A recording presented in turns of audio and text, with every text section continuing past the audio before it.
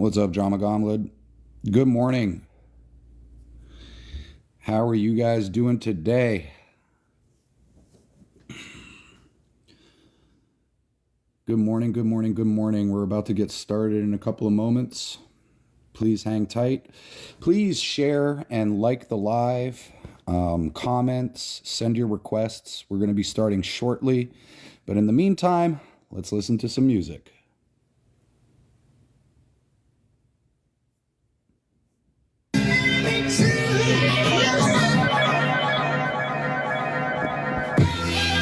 I just thought you should know, fam. I'm a monster, the bombable flow, man. Get low and get dough, be the program. I don't care if you scared, nigga, hold hands. I'm sick of silly shit, man, I'm a grown man. I tell them how it is, nigga, no spam. Shitting on these rappers, all I know is brand. Which is old news, which is C-SPAN. Think not, get rocked like a slow jam. In my fresh pair, white on white's like a snowman. Conan, yeah, let the barbarian. Each cuts from the guts is Aryan. I charge it to the game, Shane Merriman. The way I black out like my mind stays Aryan. No comparing them, all of y'all fall back. Hit after hit without a pitch and a ball back. Calling out my name, just praying I call back. Crying about support, bitch, loosen your bra strap. Yeah, all that. Hands up, stand up, little man up. My type of sound ain't just for the city or aimed at a small committee. I need a call from Diddy.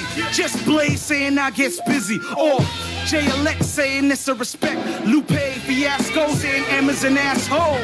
Is that so when I'm ready to pass go? No denying what's heard. The ill vibe DMV's homies be like, word. From Halley to BC to Rally to C, the most potent MC. Only opponent is me. Lonely, I only tend to link with those who lift off. And somehow that's got you pissed off. Could it be that I'm back to the front like crisscross? Dope music, doing the Rick Ross. And y'all looking like you lost your lip gloss. Mad that I got this shit locked, hip hop. So why so serious? Because I'm having fun or the fact I'm number one?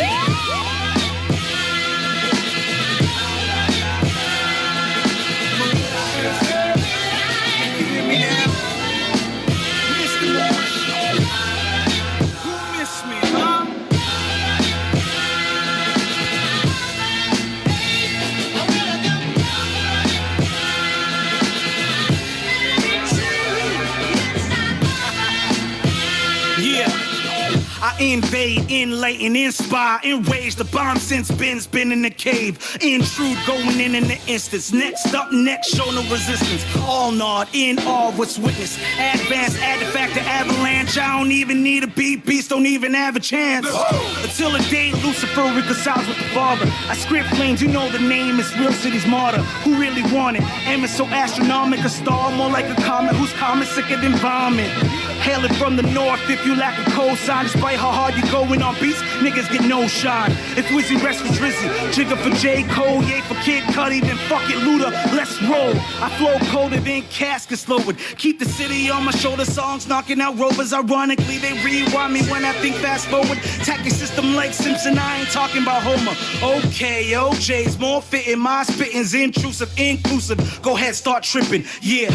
These days, tracks are geared towards women. Mine too, I think of them when I stretch out rhythm. Find who you look up when you seek my position. Dog, I never get served, I leave them out of commission. Till I'm signed by the doc like a pill. Prescription skills will kick in the kill at will, so listen. Foreign freshman, bound to excel. You put double on that boy when he from MTL, yeah.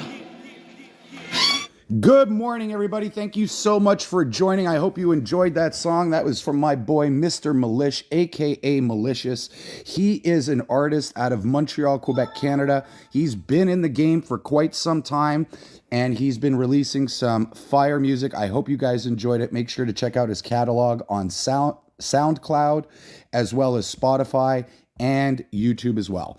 Ladies and gentlemen, let's get into it. I have been observing this individual who goes by the name of Tweener for quite some time now. I haven't taken an opportunity to speak about it yet because I wanted to observe their behavior. I wanted to observe the individuals that they panel, and I wanted to observe their talking points. Now, it's no secret there are individuals that we associate with on our side who have challenged Tweener and a lot of the things that they say on their background, including myself yesterday. I went on Tweener's panel, and I don't like to blow wind up my own skirt, but I basically dog walked them on every single point on their background. But the thing that bothers me the most, all right, is not so much the talking points. I really don't care that people come onto this platform and they speak about the things that they believe in, right? They speak about their opinions and they speak about their ideas. But the thing that I really, really have contention with when it comes to Tweener's lives, there's a couple things. First and foremost, they're belligerent. They'll call you an asshole. They'll call you stupid. They'll call you hateful. They'll call you bigoted if you do not capitulate to their ideology or ideals or opinions.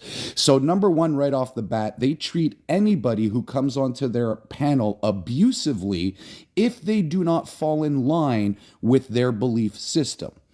Secondly, they panel individuals like Mel, mom of a trans teen. I've even heard rumblings of them allowing Adora up on their panel. And I've also seen Reggie up on their panel as well. I just want to remind every one of you who are watching so far today, these individuals not only grifted their following, they collected money from their followers, not just subscriptions, but gifts as well. Why? So that they could fundraise a friend get together. All right. And this consisted, I think, of about 8 or 10 TRAs or TAs that exist on this platform. And one of them included Adora, the AGP. Now, why is this a problem? Well, for those of you who do not remember, Adora was a trans person who came onto this platform to advocate for trans rights and, combat trans discrimination. I had ascertained from a very, very short period of time that there was something off with Adora, all right? But I couldn't quite put my finger on it yet. So what I did is I went down a rabbit hole of information about autogynephilia. And autogynephilia is a male's propensity to be aroused or attracted to the reality and or fantasy of them being a woman. This was very evident with Adora when they would spend an unscrupulous amount of time in front of the mirror looking at themselves. They would constantly grab their chesticles when people would confront them and tell them that they are not a woman and that they are a man. They would also talk about having symptoms of a menstrual cycle. But then furthermore, what they did was a significant breach of consent on this platform. All whilst they were debating people on this platform, they were simultaneously streaming their dilation underneath their desk to OF. This is atrocious. This is a breach of consent. Everybody who was participating on Adora's panel, either their voice or likeliness was being shared on an adult-only platform. All right. So not only was this individual interacting with young adults, but I also suspect that there could have been minors who were watching that person's live, but that person was schmasturbating on a live and they were casting it to their OnlyFans. Now, why is this a problem? Well, because Tweener created a safe space for this person to come back on the app after we chased him away because he was being a sexual deviant on this app, and this app is predominantly used by young people and children. So I take issue when Tweener, who has all the right to come on this platform and advocate for the things that they believe in, But when you host people who have allowed predators into their home, when you host people who are actual predators, who are autogonophiles by definition and hit every single marker, I take issue with that. All right. Another thing I take issue is that I am a practitioner of free speech. So what that means is I will allow people to come onto my panel and challenge my ideas. All right. I'm not here to make friends. I'm not here for people to like me. I'm here to advocate for the things that I believe in.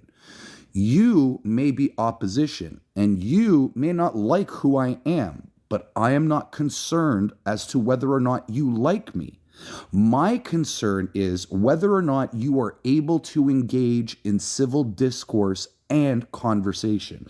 Can we sit down and challenge each other's ideas without having to berate one another, resort to some form of verbal insult or some form of verbal abuse? All right. I don't tolerate that. I may be very opinionative and very strong in my opinions, and that's okay. All right. And I've even made mistakes in the past by, crossing the line of decency and speaking in an ill-respectful manner. But I've changed. I don't do that anymore. Now I want to have conversations. I want to call people out for the problematic things that they do. And when it comes to Tweener, Tweener accepts gifts from their following so that they can verbally abuse you and then kick you off a panel and stifle your speech. They stifle your speech. They do not allow you to share your opinions and or ideas about the topics that you are addressing. If anybody has had a poor experience being on Tweener's panel, please come up and share your experience. I think that when Tweener gets anywhere from 200 to 300 people in their panel, I am almost positive that they are leaving a very, very bad taste in people's mouths as soon as they get kicked off their panel.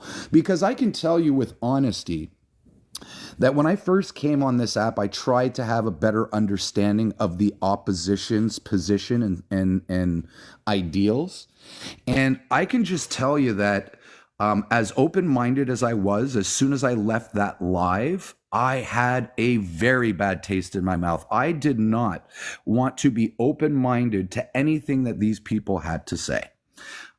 And I feel as though that there's a lot of traffic that goes through Tweener's live, and there are a lot of people who are leaving that live feeling unsatisfied that they were able to have a civil conversation, feeling unsatisfied that they were unable to challenge an idea or even articulate their own opinion without being muted, without being berated, and without being kicked off the panel because the host accepted a gift to be kicked off the panel. Rizzo, thank you so much for joining this morning. How are you doing, my love? I'm good, Shane. How are you? I am always excellent, always awesome, and super thankful to have you folks in my life. Oh, yes. We miss your lives, to be I honest. miss you guys too so much, so much. Rizzo, tell me, have you had an encounter with this content creator personally, or do you want to share any experiences of you watching this content creator? I've never paneled, I've never debated them, but just observing. First off, this person doesn't even have kids, and I'm a firm believer that if you don't have children, then you should not be speaking on children. Like, that's just my personal opinion, personal belief. Second off, it's a wash, rinse, and repeat cycle with those lives. Unless you're sitting in the echo chamber with them, then you're degraded, you're insulted. I've heard them make fun of people's accents. They tear you down if you don't agree, which, that's the total opposite of having a debate. Like, what happened to the days of us being able to have a cordial conversation and disagree on things, but yet, still be polite with each other. Like, I just think TikTok has become rather toxic with some aspects of that, especially some creators. I wholeheartedly agree. And you make a very valid point. I mean, this individual does not have any children, but they have very strong opinions about their belief that kids can be trans. All right. And I've debated them on this topic. And it's so funny because so is Nate, so is John Doyle, so is Quasi, so is a plethora of other great debaters on this app. And I just got to say, like, Tweener is very persistent. It doesn't matter how many times they lose a debate, they still come up on this app almost every single day and read off the exact same script every single day. And a lot of people, I think, are annoyed of it, and they just want it to stop. Did you notice when she panels like her friendlies, like though she stops debating. She sits there. Yeah, yesterday and she lets a shit show unfold. Yeah, yesterday I was fortunate enough just to have a one-on-one with Tweener. And of course, Tweener was sending out invites to Brandon and a whole bunch of other people that they wanted to have come on the panel to come to their defense. But you can tell that when Tweener doesn't have the proper support system on their panel, they get very emotional. And the reason that they're emotional is because they simply cannot combat the argument or claims that are being presented to them. Good morning, Chantel Marie. Thank you so much for joining. CP Tor, thank you so much for joining. How are you doing today? And can I get your age for TikTok, please? Yeah, I'm 39. Hey, thank you so much for I'm joining. a real person, don't worry. Excellent. What are your thoughts about the content creator on my background? Have you had any personal experiences with them, or have you watched any of their lives? Yeah, I watched a few of her lives because I tried getting in her panel. And I remember another Scottish person was on it. And she's like, if you're not American, don't come in my panel. I can't understand you, blah, blah, blah. And it's like, just chill out. She was getting so angry with the person. Yeah, that's just with like, different accents, because she couldn't understand different accents. She was like, oh, I can't understand them. They shouldn't be on my panel, blah, blah, blah. And it's like, well, don't have a panel then. Literally. And I find that to be quite xenophobic, because I think the trans topic is something that is discussed across multiple continents and nations within our planet. I would think that individuals from on the other side of the pond have a valid opinion to share on this platform. And, you know, Americans' opinions don't supersede that of everybody else that exists in the world. Yeah, it's like, sorry to interrupt, Rizzo, but it's like in the UK, we don't allow kids under the age of 18 to get puberty blockers, but I think in America you can. Yeah, in North America, I mean, in Canada, I can speak specifically for Canada, in the province in which I reside, which is Quebec, 14-year-olds no longer require parental consent and or medical advice to gain access to gender affirming care, or certain aspects of gender affirming care. And I think that is just terrible. I mean, we asked these people if they would let their children get a tattoo, and then they turn around and go, oh no, well, that's permanent. Well, what do you think these puberty blockers, cross-sex hormones are going to do? They're going to have long-term lasting effects, whether you want to believe it or not.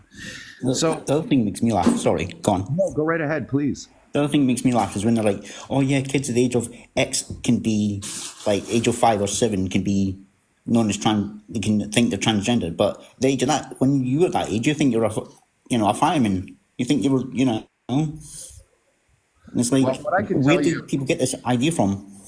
What I can tell you is that they use the argument on the first point, let kids be trans. The argument that they use is that the gender identity develops in a portion of the brain called the hypothalamus, all right?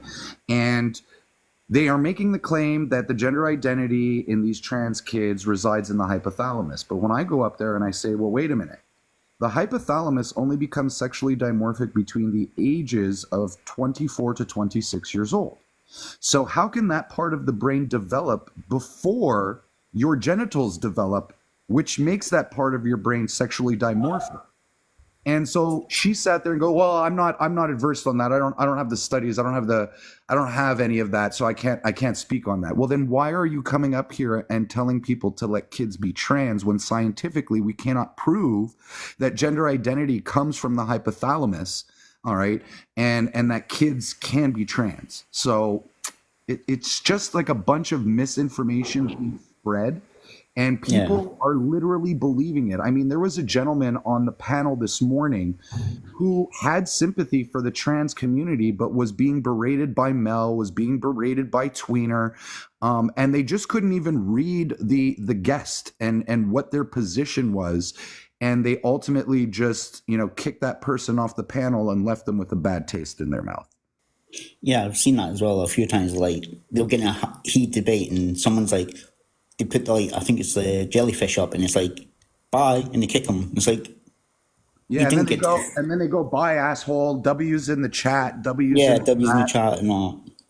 So I'd like to push for a campaign where anybody who goes into Tweener's live, just type in L Tweener and then get out of there, and then go back periodically and keep typing L Tweener. I do that without you telling me to. Every time I scroll past, I'm like, big fat out of the host, and I just keep going. That's it. You got to let people know, because they do attract quite a fairly decent audience, and a lot of people with opposing views do watch their panel, but there are a lot of vulnerable people who I feel as though are like in the middle. They don't know which side to commit to as it relates to their belief system and what they're being told by people like Tweener on TikTok. Yeah, I remember being in one of the lives, and I think it was Artemis, Tweener, Tyler, and someone else, and they were giving out misinformation from like 1995. Yep. And they were called out on it, and the whole panel just went, ugh!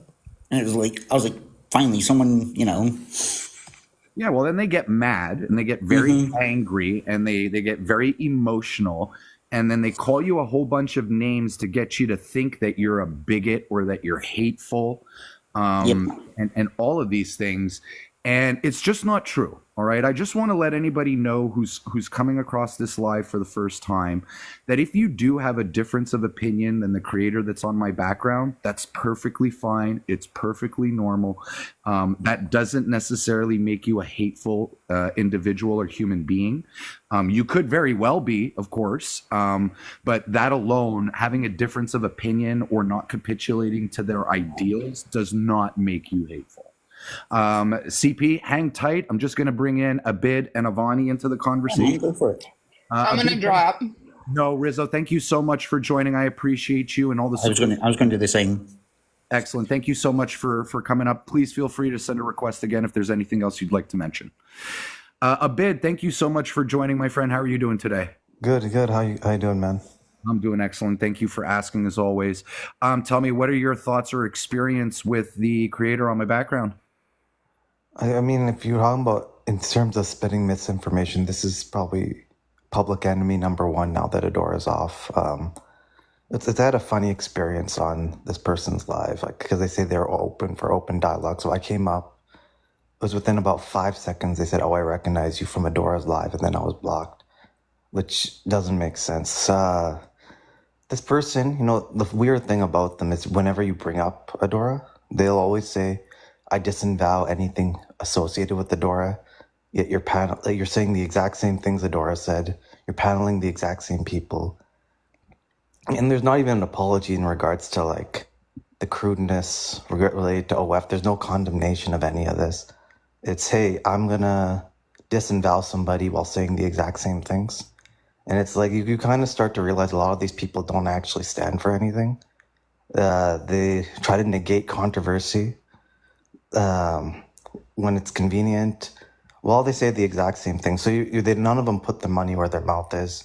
This person's an extreme hypocrite in every sense of the word, and they're wrong about everything. But my issue with them is I know I talk to a lot of people that are blatantly wrong on the issues. It's the fact that they'll say, "I disavow myself from Adora," yet you panel the exact same people, you say the same things. And it's so funny how they're trying to distance themselves from that crucial mistake that they made on TikTok by affiliating with an autogonophile like Adora. And they, even Reggie, like I'll be honest, I tease Reggie because Reggie is such a misandrist. All right. Reggie is also a misogynist, in my opinion. So anytime that I have an opportunity to try and get underneath their skin, I will do it. And so I write things like, "Hi, sweetie, I miss you. Do you miss me, honey? How's your AGP friend Adora?" And then Reggie will say, "Well, I've distanced myself. I no longer speak to them." But hold on, you're still affiliating with Mel. And if you remember during that friends get together where you were like drinking alcohol and all being alcoholics, yeah, Reggie was crushing on one of the guys that was there, but unfortunately that guy was crushing on Mel, and Mel had led that individual on. Mel had allowed that individual to go into their bedroom, and Reggie wasn't happy about that. But Mel's husband found out, and they immediately started a rumor on this individual. They almost ruined his life. He almost felt like unaliving because he was being perpetuated as an aggressor. All right. So I just want to give everybody here who is joining, who's not familiar with these individuals, a little bit of a backstory and background about their judgment of character and who it is that they allow into their circle of friends. And Abid, just to echo something that you had said about, Tweener using all of Adora's talking points, I truly in my heart suspect that Adora was a paid shill. I suspect that Mel is a paid shill. And I also suspect that Tweener is a paid shill because it's apparent that they, like you said, use all the same talking points. And it just sounds like they're reading off the same script. Thank you, Great Grandma. Abid, sorry for cutting you off, but I'll let you continue or comment on that. No, 100% you're right. I think there might be something bigger, like finding all these people, or like, because they all have the same message. And you're at the worst end of like debating, because I mean, as much as you disagree with somebody, it's more than just the paid to kick. It's how they go about talking to people. You silence people. You don't you don't bring a panel you have like, 5 of your friends. Then you say, bring an op up. And then you mute the op the whole time. It just, I don't respect people who debate like this. If you call it debating, it just shows that you lack intelligence in every capacity because you can't stand on your own accord. Right. I mean, you compare that to anybody on the right or the opposition, like our side. I've never seen Christy do this. I've never seen Avani do this. I've never seen it. No, everyone can stand on their own. And the question is, if you guys genuinely believe and are so good in your talking points, how come none of these people can stand on their own? You know what? That's a great point, because we see people like Christy and we see people like Avani who oftentimes will host their own lives. They won't bring friendlies on for the sake of being able to have a one-on-one discussion with opposition. And I rarely ever see that on the other side, with the exception of a few, right? But you're right. I think that we do, like Logic and Liberty says, we definitely want to speak with people who are able to have a conversation, who are able to maintain their composure, and who are able to comport themselves in a respectful manner so that we can actually have dialogue. And when we start engaging in abusive behaviors such as berating, deferring to insults, or reporting or muting or kicking off the panel, these things take away from our ability to have civil discourse. So I'm going to continue to be a proponent for a freedom of speech and allow people to express themselves. One of the things that I love to do is I hate when people interrupt people in mid-speech. So I will often tell people, hey, whether you agree or disagree, let the person finish their point, all right? And if they're making multiple points, grab a pen and paper and write them down so that you can address every single one of them after. I know it becomes a bit challenging when people ramble on, 10 points at a time. But people just want to feel like they're being heard at the end of the day. So if we can maybe just open up our ears and close our mouths for a short moment and let someone else speak, they will more than likely give you the same respect in return. Abid, thank you so much for sharing that. Please feel free to stick around. I'm going to bring Avani into the conversation. Avani, how are you doing today, my friend? I'm good. I'm good. Thank you so much for joining. What are your thoughts about the individual on the background or any experiences that you'd like to share? Well, I just first and foremost, they're a runner. I'm still waiting for the justification on brain sexual dimorphism. And how they tested the amniotic fluid. They have yet to give me it. I've been waiting for about 9 months now, ever since Envy's live, and I have yet to see any studies that show that they actually did testing on the amniotic fluid to determine whether or not there is sexual dimorphism. But I do feel like this individual on the background is like a rage baiter. I think that's how they make their content. That's why their platform, that's how they get a lot of views, is through rage baiting, which is essentially what Adora did. I don't think they actually know what they're talking about, to be fair. Yeah, I don't feel as though that they're very well educated on these topics. Just the other day, John Doyle went to challenge Tweener, and Tweener brought up the study about the male brain, the female brain, and the trans woman brain. And then John read that study out loud, and even the host wasn't Tweener, but the host was a trans advocate. The host conceded with John that Tweener's argument was moot in point because they had not researched or read the study that they were citing. And so this is more or less individuals who are trying to debate in bad faith. A, they don't know anything about the topic that they're speaking about. And B, they haven't had the opportunity to read the material. What they've actually done is they've taken the talking points from people like Amber EDU or Mel or Reggie, and they've crafted their own with their own personality in it. And these people are all fakes and phonies. They don't read any of the studies that they're citing, and when they do, they manipulate the study, all right, to create their own narratives, all right. And the reality is like Christy said it the best the other day when her husband told you can't talk therapy to crazy. Some of these people literally believe that you could just be anything that you want in this world. And the reality is, in the objective reality in which we live in, you simply can't. Avani, thank you so much. You have anything else to add before I open up the box for XXXtension? No. Yeah, thanks so much. Please stick around. XXX, thank you so much for joining. Can I get your age for TikTok, please?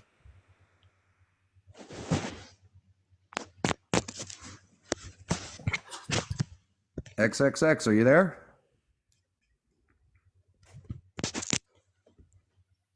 Going once. XXX tension. All right, we'll drop back and come back up. All right, ladies and gentlemen, anybody else who wants to come up and share your experience with Tweener, please feel free to send a request. The reality is like the thing that bothers me the most is accepting gifts to kick people off and stifle their speech. All right, that's, in my opinion, dumb for my tiny dinies. Hold on, let me for my tiny dinies, dumb. Yeah, I can't get behind people who are grifting a community and stifling speech, accepting gifts to kick off people on their panels who simply want to share their opinion. Newport Nancy, thank you so much for joining. Good morning to you. How are you doing, my love? I'm great. How are you, Shane? I'm doing fantastic and awesome. I want to apologize because I did want to host a live yesterday. But I did get a last minute call from a buddy of mine who asked me to touch grass and play some golf. So I elected to. Always comes first. I'm sorry I abandoned each and every one of you, but it was worth it. Touching grass was the bomb. Chris, can you tell us about your experience with the individual on my background? Go ahead. Sorry. Did I interrupt you? No, you're good. Go ahead. So I've debated Tweener, Nessa multiple times, and it's the same trash argument. The ironic part of Tweener is really simple. Tweener is a lesbian, okay? And Tweener always makes the argument that like you can't tell somebody's sex by looking at them, but yet will concede to the fact that she's able to pick a female partner without seeing their patata. So that's one issue that I have. So she admits that she's easily able to screen for somebody that she's sexually attracted to, which is a female, while also making the argument that you can't tell somebody's sex by looking at them. So that's like the one issue that I have. Two, that the male and female hypothalamus brain that she always uses with that study that John Doyle debunked. I went over that study with her 6 months ago in Envy's Live. Okay. And she doesn't get it because she goes, oh, but they're less like female, they're less like men. But if you continuously read the study, it literally disproves your entire point, and your whole argument falls apart. So I think the problem is with her is that she's broke. She's broke. So she's doing it specifically for the $100 a day that she makes around that on TikTok. So she keeps that. And then you have Mel, who's like the doofus of TikTok, the ultimate garbage disposal trash human being that sits there and waves papers in people's faces, that makes fun of people's nationality, their accents, their religion, their weight, their looks continuously. That's what she does. And she waits, and so does Manessa. They specifically wait for people that come on the panel that are 19 that go, oh, well, you know, being a female is just getting your period. And when we know that that argument is like not going to work with them, right? Because not all women get their periods. So that's what they pray for. They pray for like really older people that don't know what's going on, or young people that are like still kind of like fence sitters. But when you have somebody that comes up like John Doyle, or you or whoever else decides to come up and debate them, they sit in silence. Yep. They sit in silence. And then when you make a point, they all gang up and they scream and yell and they mute, and then they get paid. Automatically, somebody pays the kick, which I almost feel like sometimes the other panel members just pay the kick to get them off, so they could just move on to somebody else that they're able to debate. Yeah, because they get so frustrated at the fact that they either can't change the person's mind or opinion, or they weren't able to address the argument head on. And you're bang on, Christy, when you say that they prey on vulnerable people, individuals who A, either can't articulate their points properly, or B, who are fence sitters, who really don't know where they sit on the political side of this fence. All right. And then they come and they encounter individuals like this. Listen, I think it's a detriment to what they do, because if you're looking for support, but you're treating the fence sitters like SHIT, you're really not doing anything good for your cause. Yep. And one other thing, somebody just lost lady actually just said it in the comment. She's a really big advocate of age regression. She also said that grief is natural and it happens in society. So like her whole entire point is, it's just like, I don't even know if it's like a point. It's just like anything goes with her. Like there's no standard. Like age regression is okay. If a man wants to be a young girl, he can. If they want to go in as long as they are consistent, insistent, persistent, they can go in this space. They're valid, and we don't need to validate these weirdos. That's all.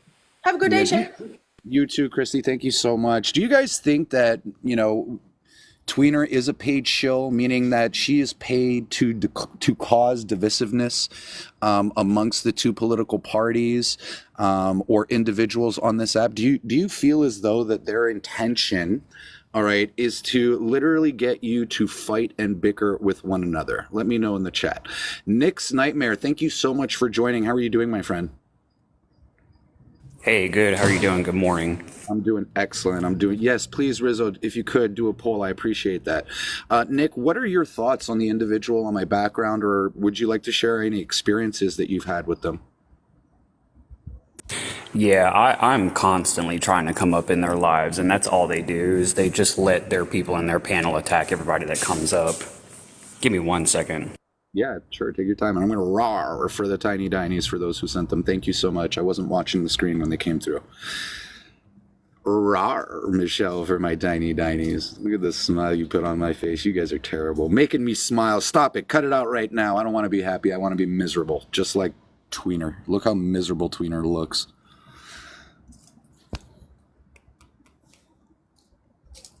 Let's pick her nose. Pick her nose. Yeah, so... please, guys, take the poll.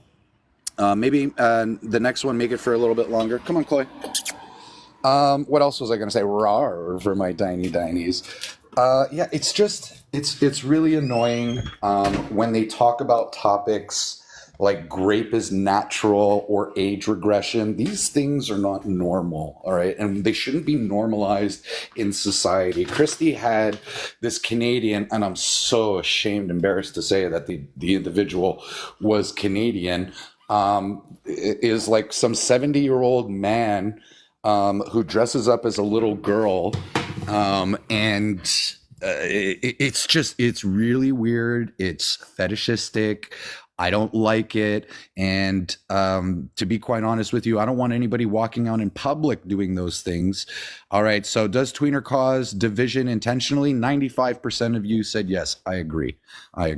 Yeah, I think that this group of individuals is really trying to make a push to normalize things that should not be normalized. You know, like Christy said, that 70-year-old man should be shamed back into the bedroom and stay there forever if that's the way he chooses to live for the rest of his life.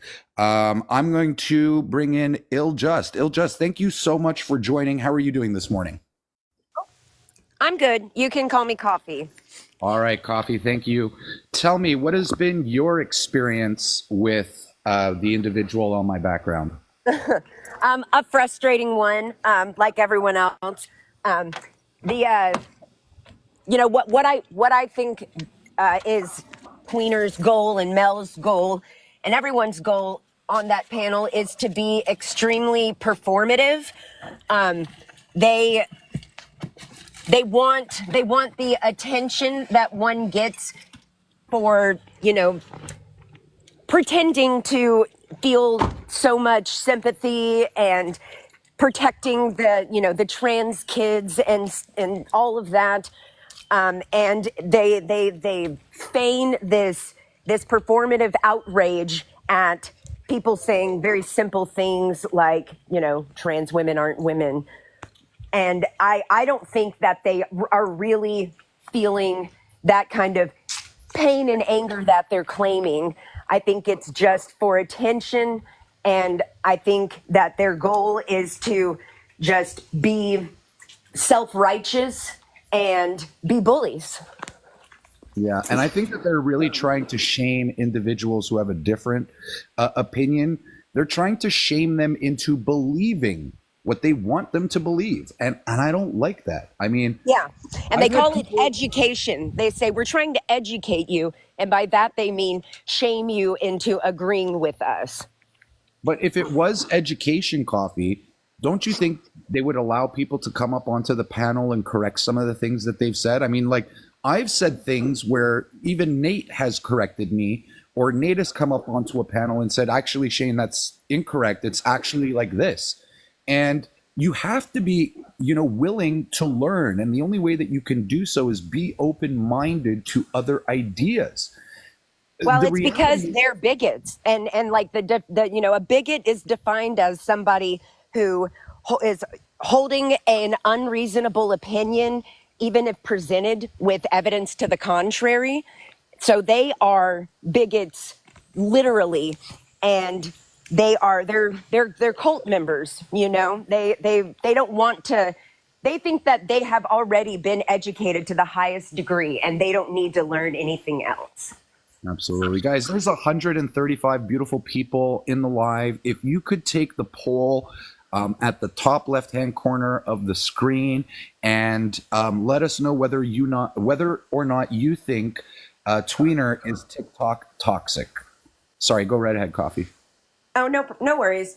I think Tweener is very young and has gotten caught up in something that she feels that kind of young person passion for, you know, kind of unreasonable, just, you know, run towards it passion without having thought critically about it or have the life experience needed to put things into perspective. And all of her little minion cronies on her panel just egg it on and I mean, it's an echo chamber, and she appeals to authority constantly. Her favorite argument is that all of the major medical associations in the country agree that trans women are women, or something like that, as though those associations are doctors voting on their opinions about any particular issue. I agree. One other thing that, and I just saw it in the comments, that really, really bothers me is the fact that she, and I don't know if she does this all the time, but the fact that she has her dog in her car with her, you know, dogs are not meant to be put in the back seat of vehicles for hours on end. Dogs need to walk, they need exercise, they need a healthy diet, they need to be given affection. I just don't like animals being neglected. And when I see that, you know, Tweener has their dog in their car, yeah, it doesn't sit well with me. No, Sure. yeah. I think that Vanessa, is her name, is very it's very young and immature, and I think that a lot of the older people on the panel are taking advantage of that on her panel. And I hope that she comes to her senses eventually. She's a misguided young lesbian.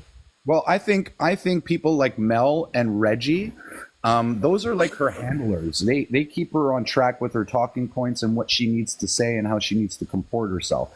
96.43% of you voted that you find Tweener to be TikTok toxic. I agree. Yeah, and Mel especially. Mel, as we know, has a lot of experience manipulating and using young, gender-confused people for her gains. So, you know, and she has a grip on Vanessa, and I think Vanessa is in some sort of like contract creator thing where you have to go live, you know, X amount of times or every day or whatever in order to make money, instead of having, you know, a job. And you know, I think she's kind of, I think she's stressed about, you know, I guess living in her car. I believe she has family members that she could live with, but they don't want to, you know, call her a they and yada yada. But she's kind of channeling all of her life stress into this fight, as she sees it, against, you know, the transphobes. And I don't know.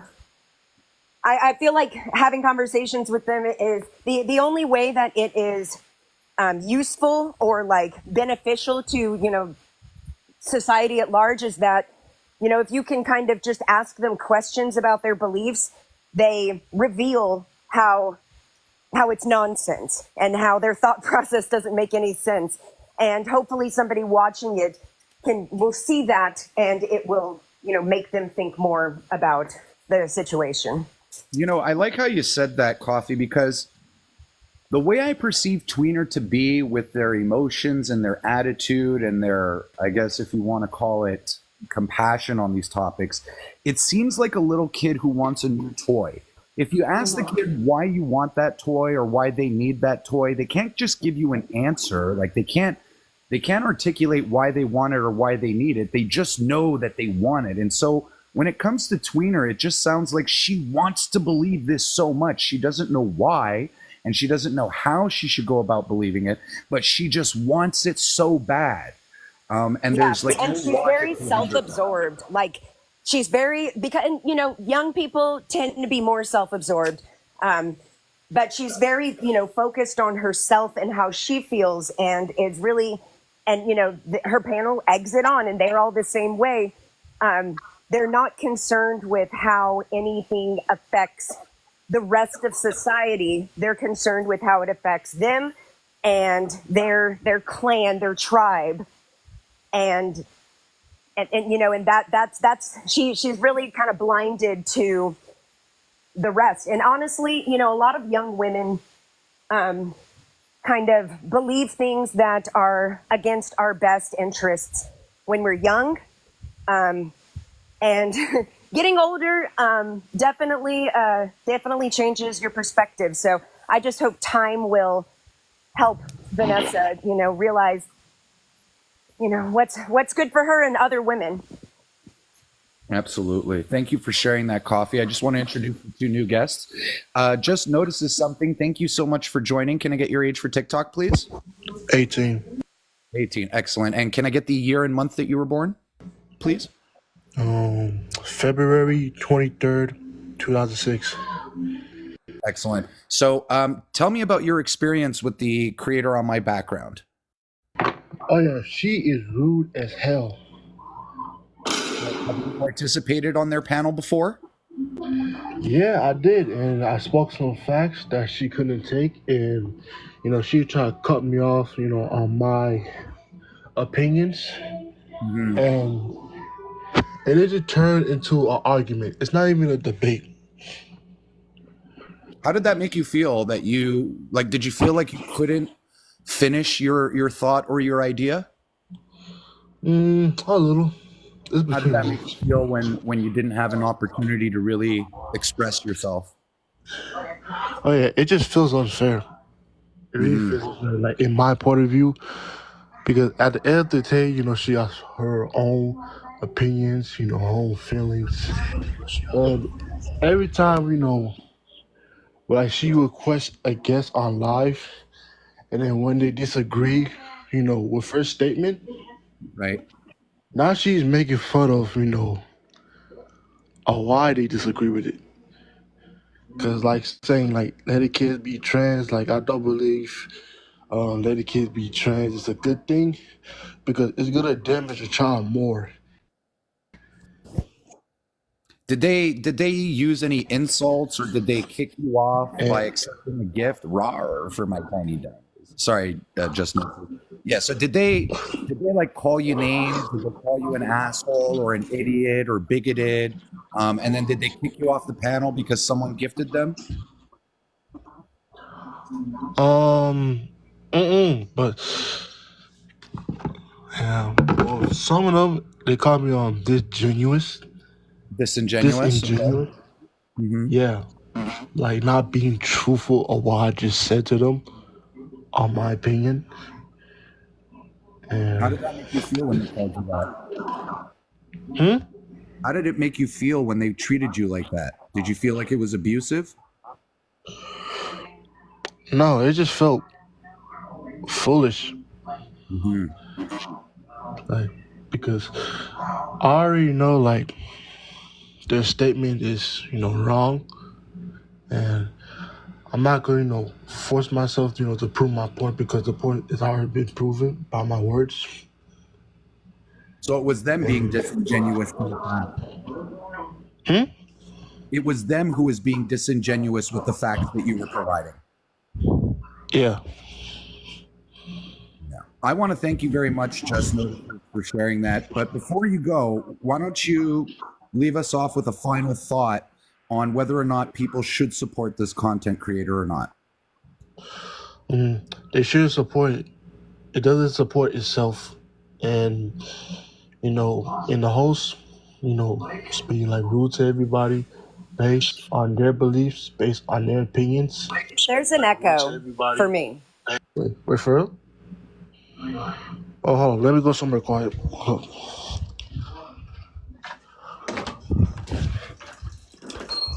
Thomas, I'm with you in just a moment. Hold on. Wait, do you hear echo now? You sound pretty good now. All right. Yeah. Yeah, they should support their platform, man. Because I've been it like a few times, and it happens like every time. It turns out it be rage bait. Rage baiting. Yeah, rage baiting. And do you believe that that's what their objective is to get people who disagree with them to rage out? Yeah, I that's agree. basically what they're doing. I agree. Well, thank you so much for sharing that. Just notices something. I do want to invite you to stick around and continue in the conversation if you'd like to. Thomas, thank you so much for joining. Can I get your age for TikTok, please? 29. Thank you so much. What are your thoughts on the individual on the back? Roar, Michelle for my big daddy. Thank you so much, Michelle. You're awesome. Sorry about that, Thomas. Yeah, so what are your thoughts or experiences with the content creator on my background? To be completely honest, they're a fucking joke. I mean, I try getting in there and they ignore me when I have actual questions, like simple things of, you're saying that all genders can get pregnant, this and that, and then you do the whole, I ask a simple question of, okay, so if I am a male with male genitalia, how can I get pregnant then if you're saying all genders can get pregnant? Right. And it's just, well, we're not saying that you can. It's like, no, you're saying all genders can get pregnant, and then they start an argument with that. Or let's do the one about trans kids. I personally don't think they should be teaching this shit in school, and if the child later on in life stumbles upon it, decides to go about it, that is on the child. But to be teaching it from an early age and basically imprinting in their head, I don't think that's cool. I mean, honestly, let the child make their own decision. Don't open their eyes to this before they truly have done their own research, but they need to be old enough to do their own research. Right. And they often say that sex is separate from gender, right? So that's like the focal point of their argument, is that sex is separate from gender and therefore all genders can get pregnant. Well, if sex is separate from gender, then why do we have a medical condition called gender dysphoria, where one experiences an incongruence between their sex and gender? So if sex and gender are not the same, then how come we have a medical condition where someone experiences an incongruence between the two? And when I try and argue that point with Tweener, they go, well, no, you're saying gender, I'm saying gender identity, right? And so we should be validating people's gender identity. Thank you, Rizzo, so much. Flying high in the sky, my love. So yeah, Thomas, I wholeheartedly agree with you in that their talking points are idiocentric. And they don't really want to have intellectual people come on their panels and challenge them. And I think that does a disservice to a lot of the people who are on the fence watching this person's live and not having the ability to listen to both opinions, right? Yes, Muppet, it is a call out live. Rawr, great grandma for my tiny dinies. I have been observing Tweener for quite some time now. I don't necessarily take an issue with them, expressing their ideas or opinions. The issues that I have are the people that they panel with, such as Reggie and Mel, who have been known to, frequent and be friendly with AGPs like Adora. I also don't like the fact that they neglect their animal while debating in their vehicle. Dogs are not meant to be trapped in the back seat of a car for a lengthy period of time. I also don't like the fact that they stifle speech and free speech by accepting gifts from their supporters who want to kick people off the panel who have genuine questions and concerns. I don't like the fact that they berate people. Rawr for my tiny dinies, Muppet, thank you. I don't like the fact that they berate people when they kick them off and call them assholes and idiots and bigots for having a difference of opinion. And I just don't like the abusive nature that comes with their lives. Thomas, is there anything else that you wanted to share before I moved on?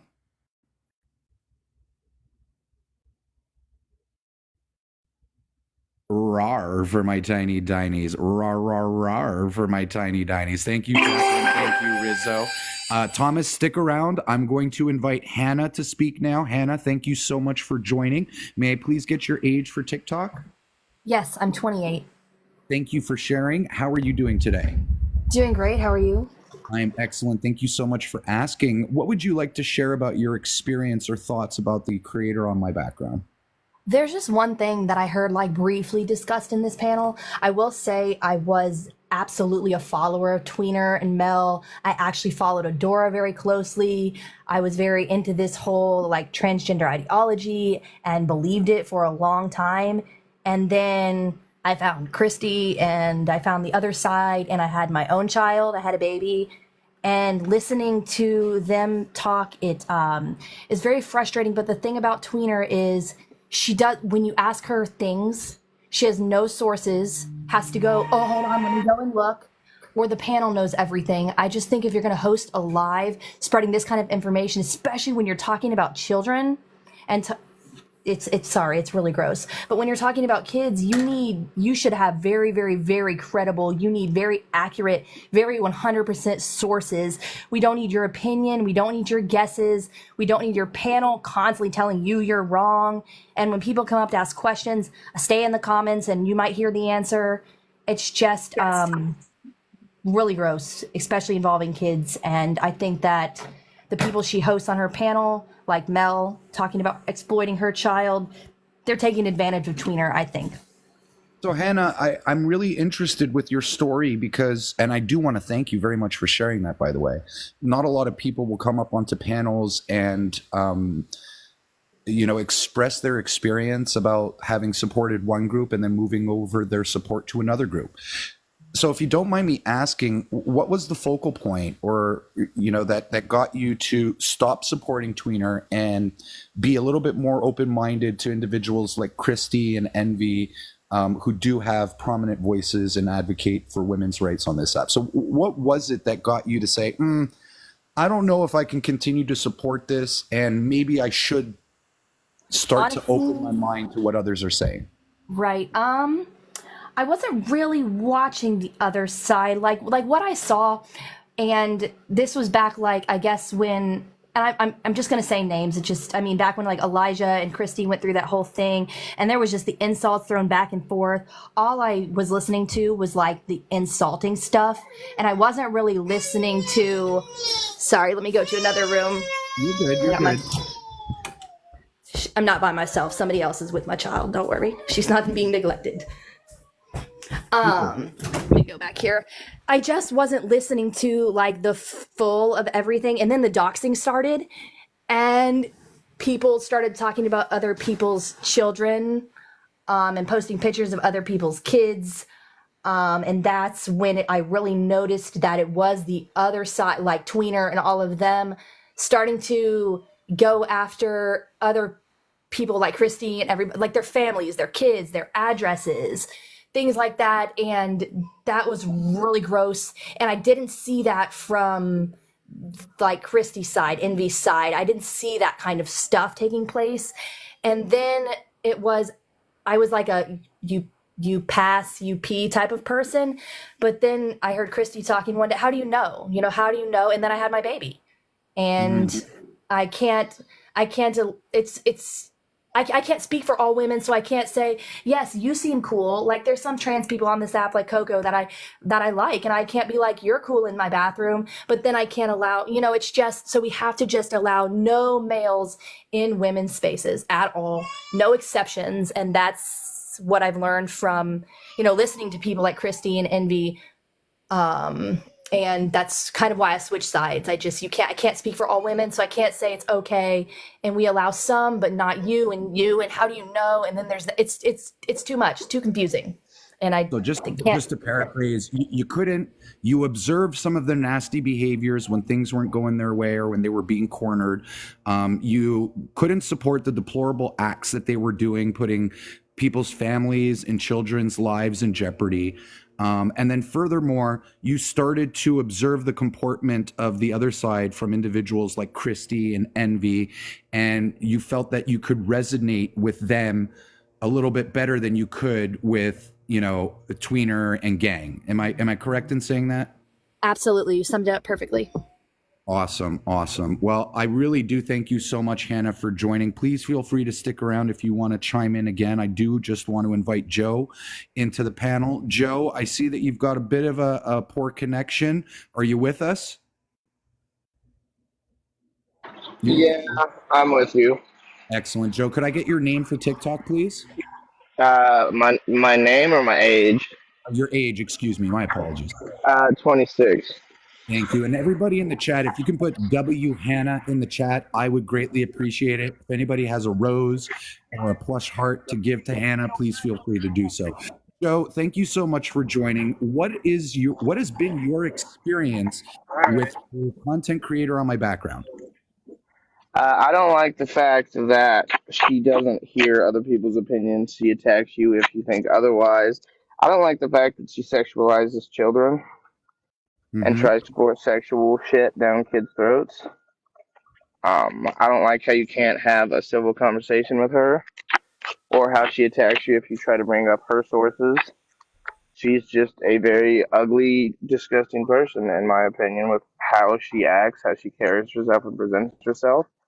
And again, the biggest thing for me is I don't like how she sexualizes children.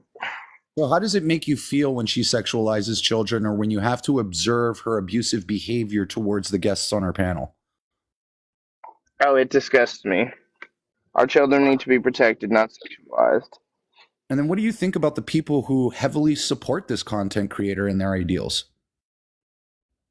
I think they need to do some soul searching and they need to get some help because I see no reason to support someone as disgusting as Tweener is. I agree. I agree. And I thank you very much for speaking up, Joe. Please stick around. I would like to invite John Doyle onto the panel. John, thank you so much for joining. Big W's for John in the chat, please. John, you had an experience with Tweener the other day that you were somewhat very percolated about talking about immediately after on a live, which I was very, very happy that you shared it and very proud of the way that you handled it. But why don't you tell the folks here who may be listening for the first time about your experience with Tweener the other day? You know, Tweener is somebody who doesn't think for themselves. And they surround themselves with people who think they are correct. They're narcissists. They seek validation. They don't debate people like me, like you, like Nate, like Manimal, like Christy. They debate the average Joe who knows nothing about biology, knows nothing about what being gender critical is. They use women's disadvantage when it comes to disorders of sexual development to bring down women and to validate trans women as if it's a gateway to heaven, to be, oh well, you can't produce eggs, you can't get pregnant, therefore you're basically the same thing as a trans woman, which is the most diabolical narrative I've ever heard in my entire life. I mean, imagine being a man and growing up with your mom and telling other women, right, that you're the same as me, right, because you can't do these things, right? And tweeners the type of people who get fact checked, who get dog walked, and yet they still spew this nonsense. Because the only thing this person can spew this nonsense is in their own echo chamber. Precisely. John, give me 1 second. Tweener, I see that you're in here. I'm willing to drop everybody off the panel if you'd like to have a one-on-one discussion about some of the things that I hold in contention with the way that you run your lives. I'd like to have a one-on-one discussion. I truly do think that you can have a voice on this platform, but I think that the way that you're going about it is extremely harmful to multiple groups in society, including the trans community. When you have viewer count of 300 and plus individuals and you are abusive towards your guests, you call them names, you berate them, you call them bigoted, you call them hateful. You also accept gifts to stifle speech and stifle free speech and the ability for us to have civil discourse and challenge ideas, not the individuals. I don't like the people that you panel and who they've associated with in the past, and I would wish that you don't associate with those people because it puts you in a negative light.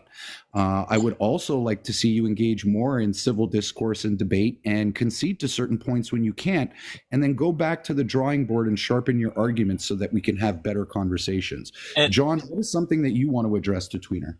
So the thing I want to address as well is that it's okay to be wrong. And maybe I'm wrong sometimes. I don't think I have the biggest stance, but I do critique my own. I critique myself on a daily basis, right? If I'm wrong on when I'm in a live and I possibly get dog walked, well, it is up to me to either take that failure or grow on it, critique what I said was wrong and critique what the people said, research what they said, and then put it into my own scenario, how I want to interpret it, right? And I don't think Tweener does that. I think Tweener just listens to what everybody else says to them. I don't think they think for themselves. um, and possibly, how do you want people to treat trans people, to treat the LGBTQ community when you're acting irrational towards them, right? Saying that they're wrong, you're bigoted, you're transphobic, you're racist, you're xenophobic, I mean everything under the sun, like possibly, these words, dude, these words mean nothing anymore, right? And you know why that is, right? Like, Tweener, I'm just going to address you if you're still here. The reason that you do that is because you don't do the research like most of us do. We actually dive in to the studies, we dissect them thoroughly.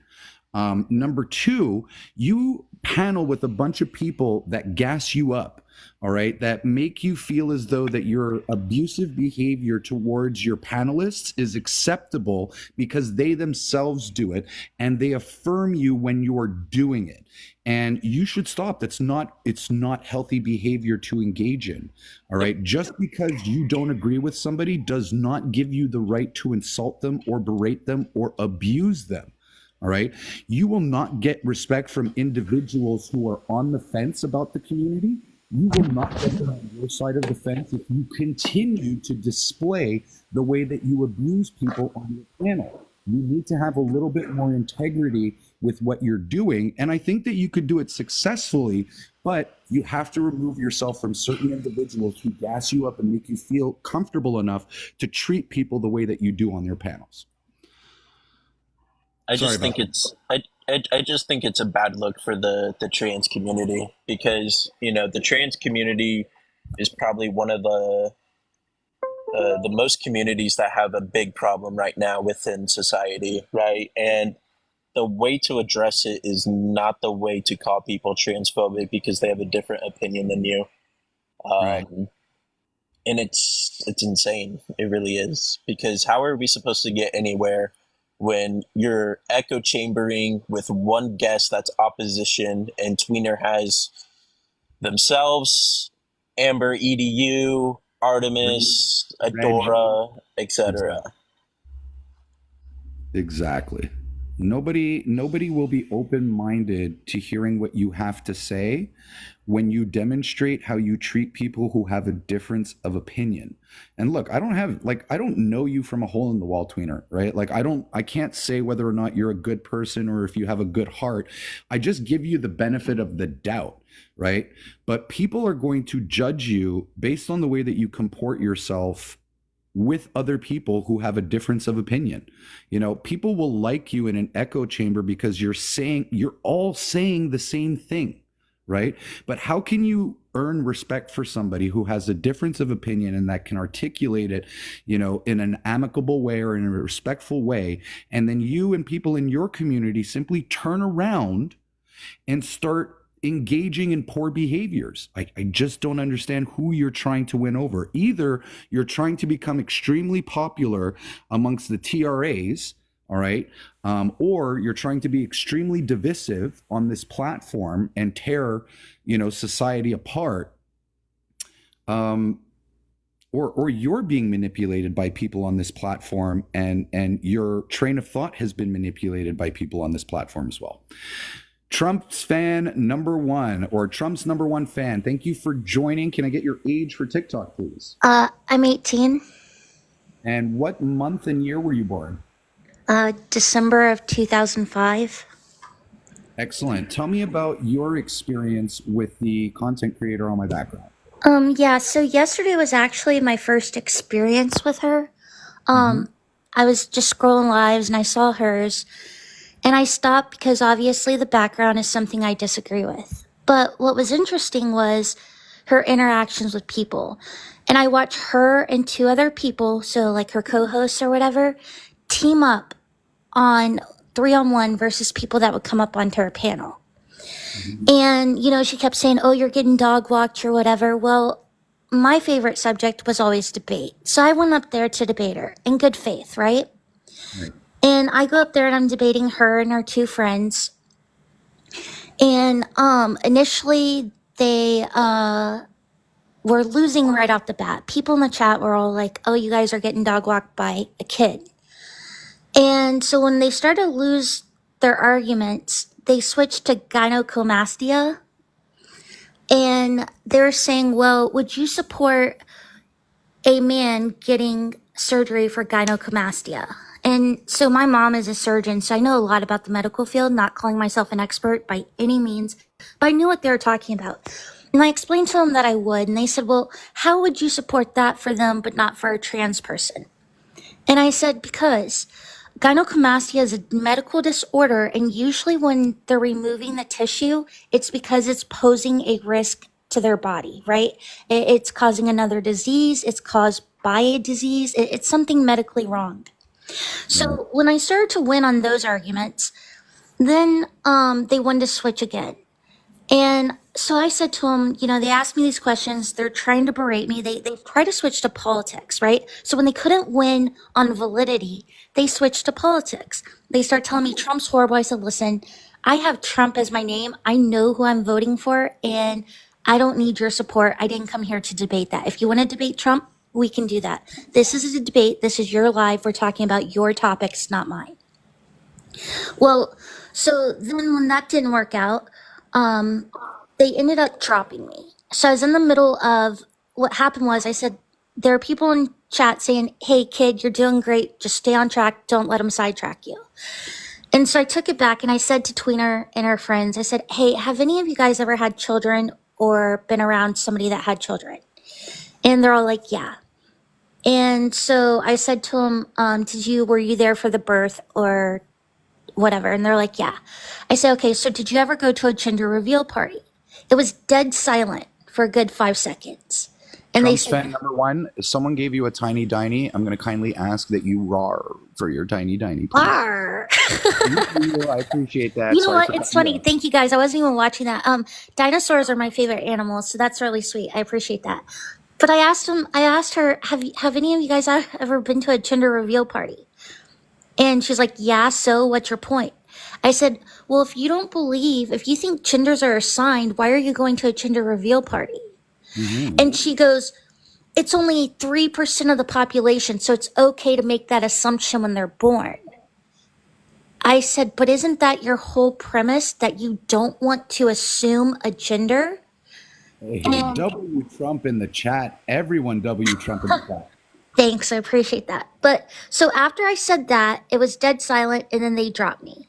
So, you know, if you're going to have this platform, and listen, you're entitled to your beliefs, but I'm entitled equally to mine. And I think that we should all be able to express them. And I didn't raise my voice. I didn't yell. I didn't name call the entire time. They were making fun of my voice. I sound young because I'm like 4'11", 100 pounds. Okay. Like I'm just tiny.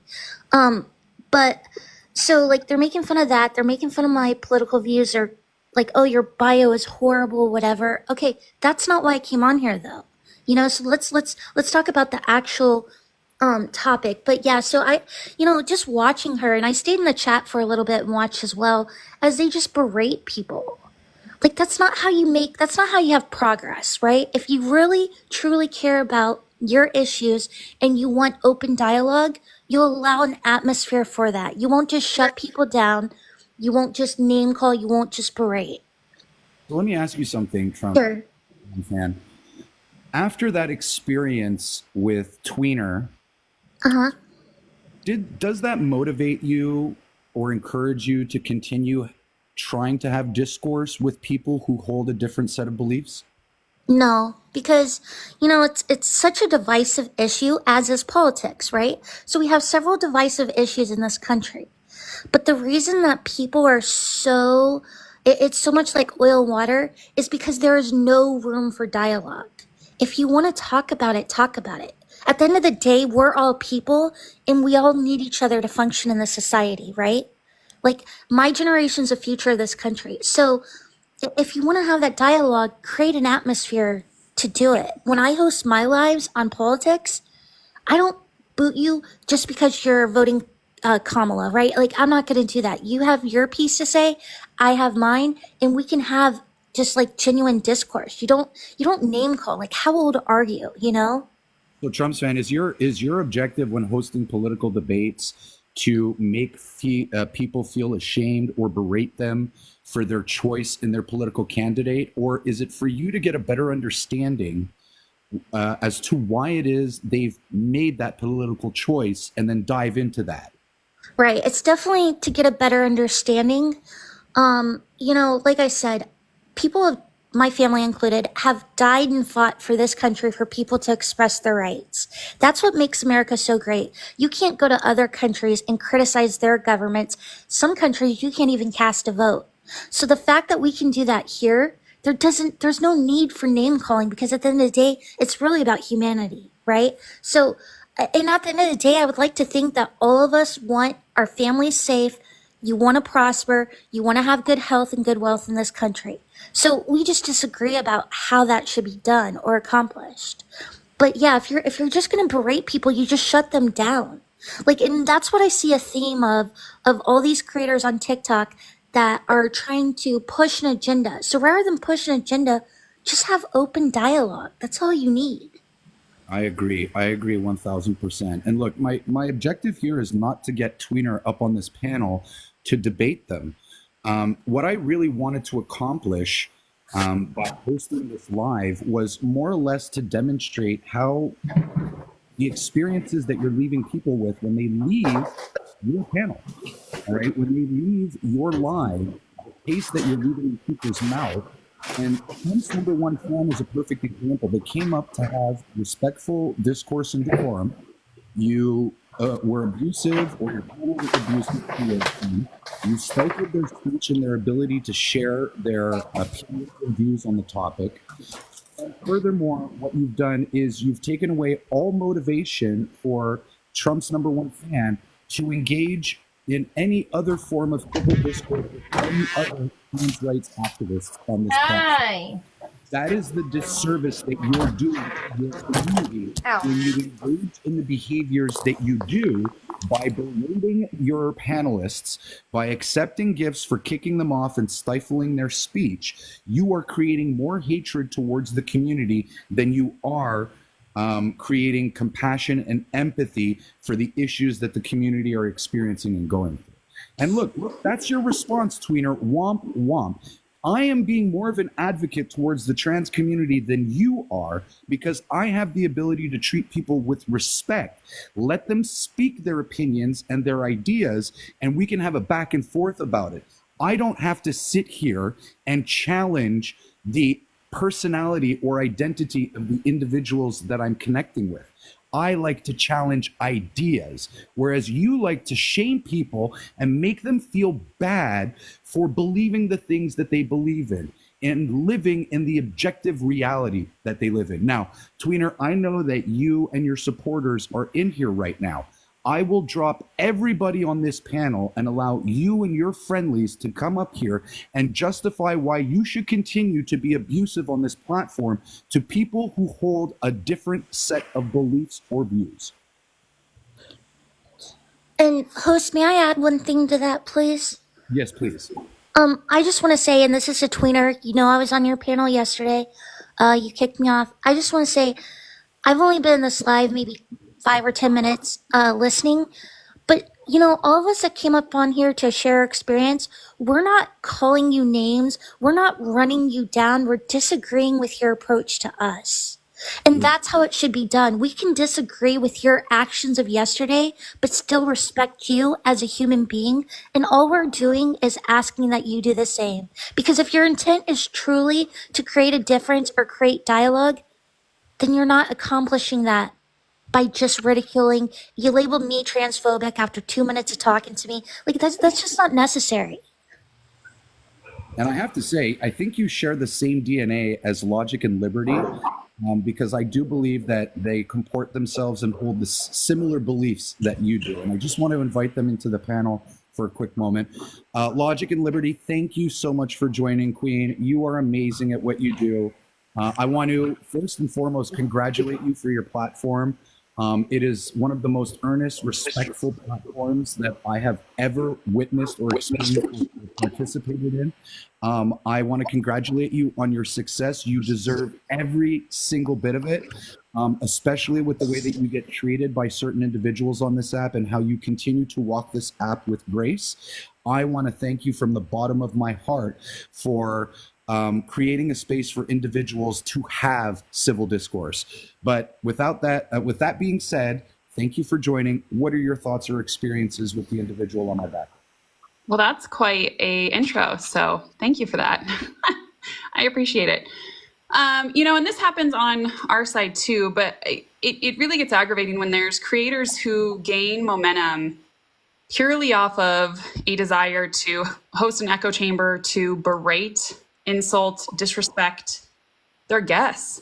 I mean, when you have opposition coming up, it's an opportunity to learn, it's an opportunity to open dialogue and have a conversation. But to me, the individuals who manage their platform as this person does, I don't really think there's any other motivation besides a grift and a cozy, comfy space to just be a bully, to be honest. And I think the best thing we can do is to not join these lives as opposition. They can sit there, since they truly want an echo chamber, there's no need for opposition up there. And I don't really know why they request opposition, to be perfectly honest. They don't allow them to speak. They don't care what they have to say. They simply just want to insult, criticize, berate. And eventually these individuals will fade off the app because their inability to be respectful, hold themselves in a certain manner that will encourage opposition and opposing thoughts and people who will challenge what they think, but they don't want to. They're simply childish. And again, the best advice I can give you is don't join as an opposition. Just don't. It's not worth it. They're not going to treat you with respect. It's not going to be a meaningful conversation. They simply just want to scream into the echo chamber and feel comfy. And that's fine. That's their prerogative. But it's just unfortunate to see people get treated the way that they do. So I would encourage you, it's obviously your prerogative if you want to join. I wouldn't join a panel. I'd refuse to panel with any of these types of individuals because it's a waste of time. It's not doing any good for the movement or this country, period. And it's really unfortunate that people hold this type of dynamic for hundreds of people to see daily, pretty much. Hey, Raw, real quick. Yeah, go ahead, John's Politics. So Brandon and Tweener, you guys are complaining that we're holding an echo chamber. The host has quite literally said that they would drop everybody for you to come up. So I don't know why you guys are complaining in the comments and yapping. If you have something on your chest, why don't you say it? Because I sure as hell know you won't. I'll drop every single one of these panelists who have shared their constructive criticism about their experience either viewing or participating on your panel. All right, this wasn't an echo chamber to berate you and call you a whole bunch of ill names.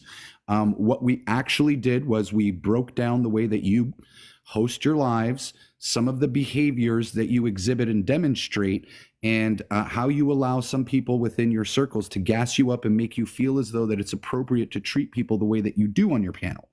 And all I'm saying is that that's great for maybe about the 100 people who do support you, but the 250 other people on there, you're making them extremely frustrated. You're turning them away from the idea that trans people do exist and that they actually do deserve respect and dignity in this world. But it's just not simply going to come in the way that you want it to or that others want it to, which tramples over the rights of women and children in this nation. And on this continent. So we'll continue to speak and have a difference of opinion, but the purpose of this live was to provide you with some constructive criticism that you could take and do better in the future. I just think it's interesting, though, to demand a certain level of treatment or criticize others when you literally host lives that berate, insult, disrespect, trash other people daily. So I'm sorry. I'm just not going to put a whole lot of stock in what you have to say. Disrespectfully. I agree. And Logic. I appreciate you, Ra. Thank you for all you do, John. But yeah, guys, just continue to try to have conversations. Attack the argument, don't attack the person. When you attack the person, you've already lost. So do better, be better. We'll talk to y'all soon. Thank you, Peace out, Logic. Logic. Everybody give Logic and John a follow if you already haven't done so, and everybody else on the panel. Trump's #1 fan. I'm going to give you a follow because you're based. I like you very much, and you're very mature. Thank you. No, thank you. Host, feel free to drop me. I appreciate you giving me a platform. And just one more thing to Tweener, I see you down there in chat. Please just take whatever we're saying. You have a platform, you've built a following. Please take what we're saying, take it to heart, think about it, and just use your platform in a different way going forward. That's all we ask. Yes, do better. Thank you so much, Trump's #1 fan. You are more than welcome to stay on this panel. I will not accept any gifts to kick anybody off of this panel, including opposition. Nick, I'm sorry that I had cut you off, but I'll let you chime in, and then I'm going to get to Dom. Yeah, it's all good. Sorry about cutting out earlier. I was on my way into work, and unfortunately, I couldn't stay in the conversation. My experience with Tweener is this. I was just in their live like 3 days ago, like the day before yesterday, that she had the pay to kick thing up. They were discussing the same kind of topics that we usually discuss, but it was a complete echo chamber. Their entire panel just did everything but listen. None of them had anything to offer whatsoever.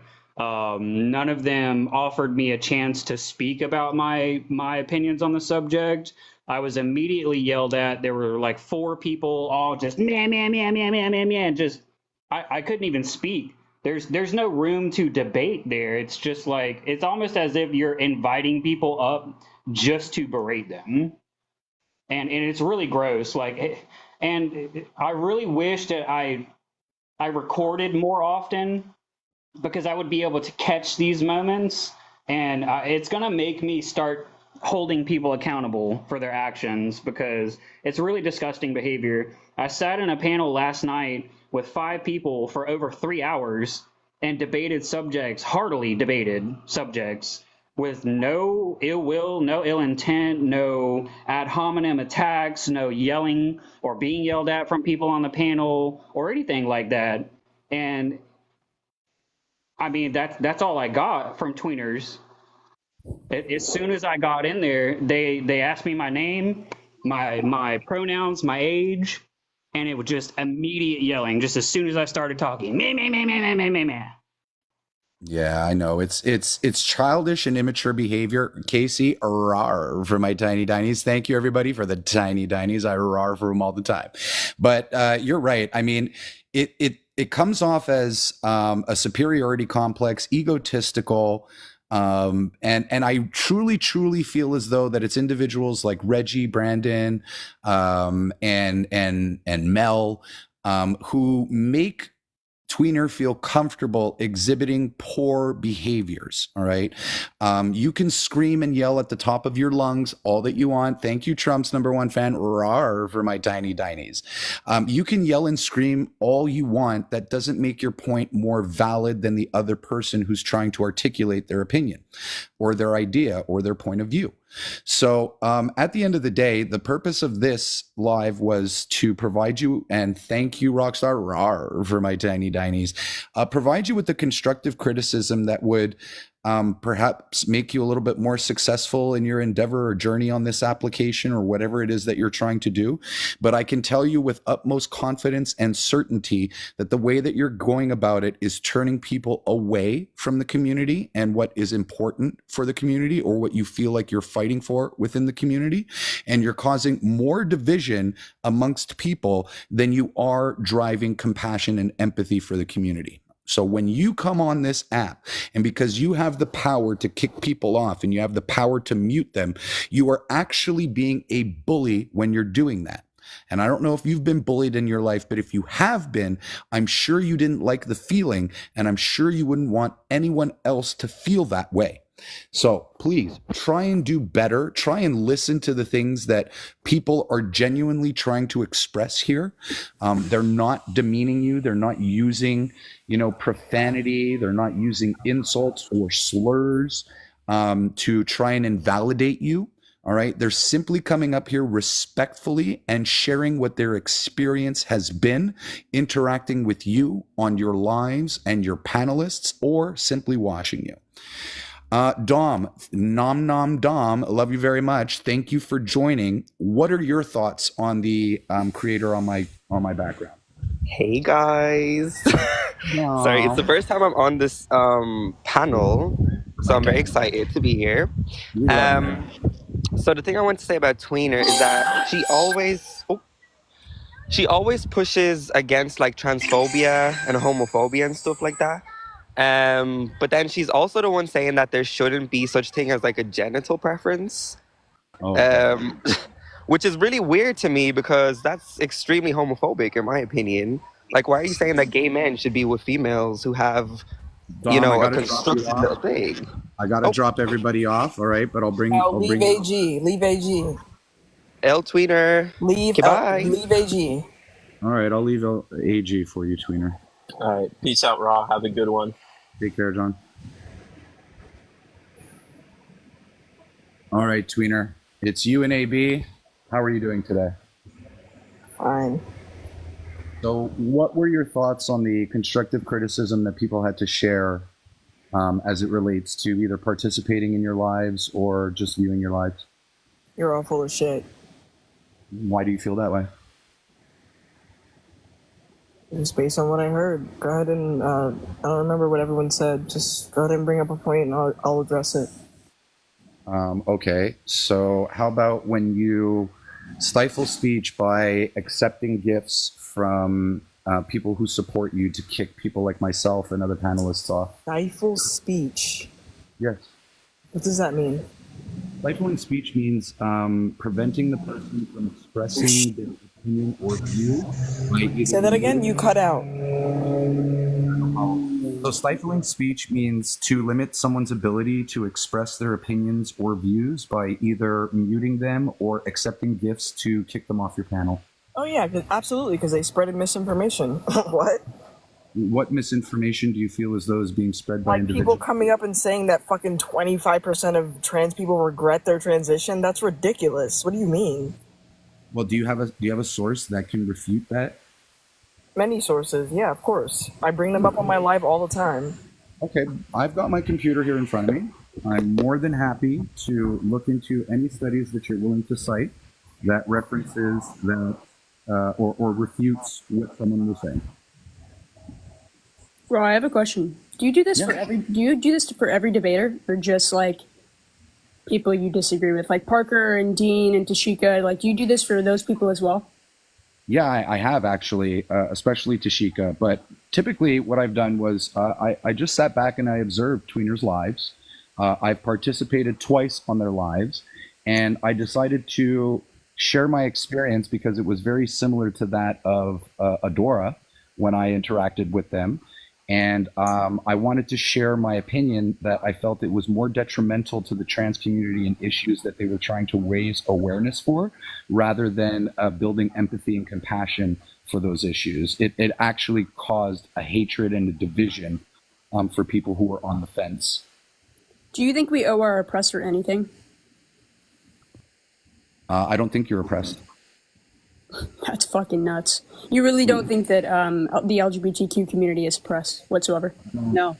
I honestly don't believe that So they tell me are. the 70 countries, the 68 countries that it's completely illegal in, that those people are in my DMs telling me, hey, how do I get out of these situations? I need to move. Or if we're talking about in America, the 600 LGBTQ legislation that's currently against us, the current Project 2025, talk about the mass offings of this community, the condemnation from the church, prosecution from the church. So what oppression do you not see? Well, when a company spends $400 million, I'm coming back on my main. Cool, no problem. So when organizations spend or invest over $400 billion into advocating for trans rights, when legislation is being written into language and law, when trans people and people within the LGBT community are protected by legislation and laws against discrimination, violence, and all kinds of other things, how is it that our society is oppressing them? I just told you.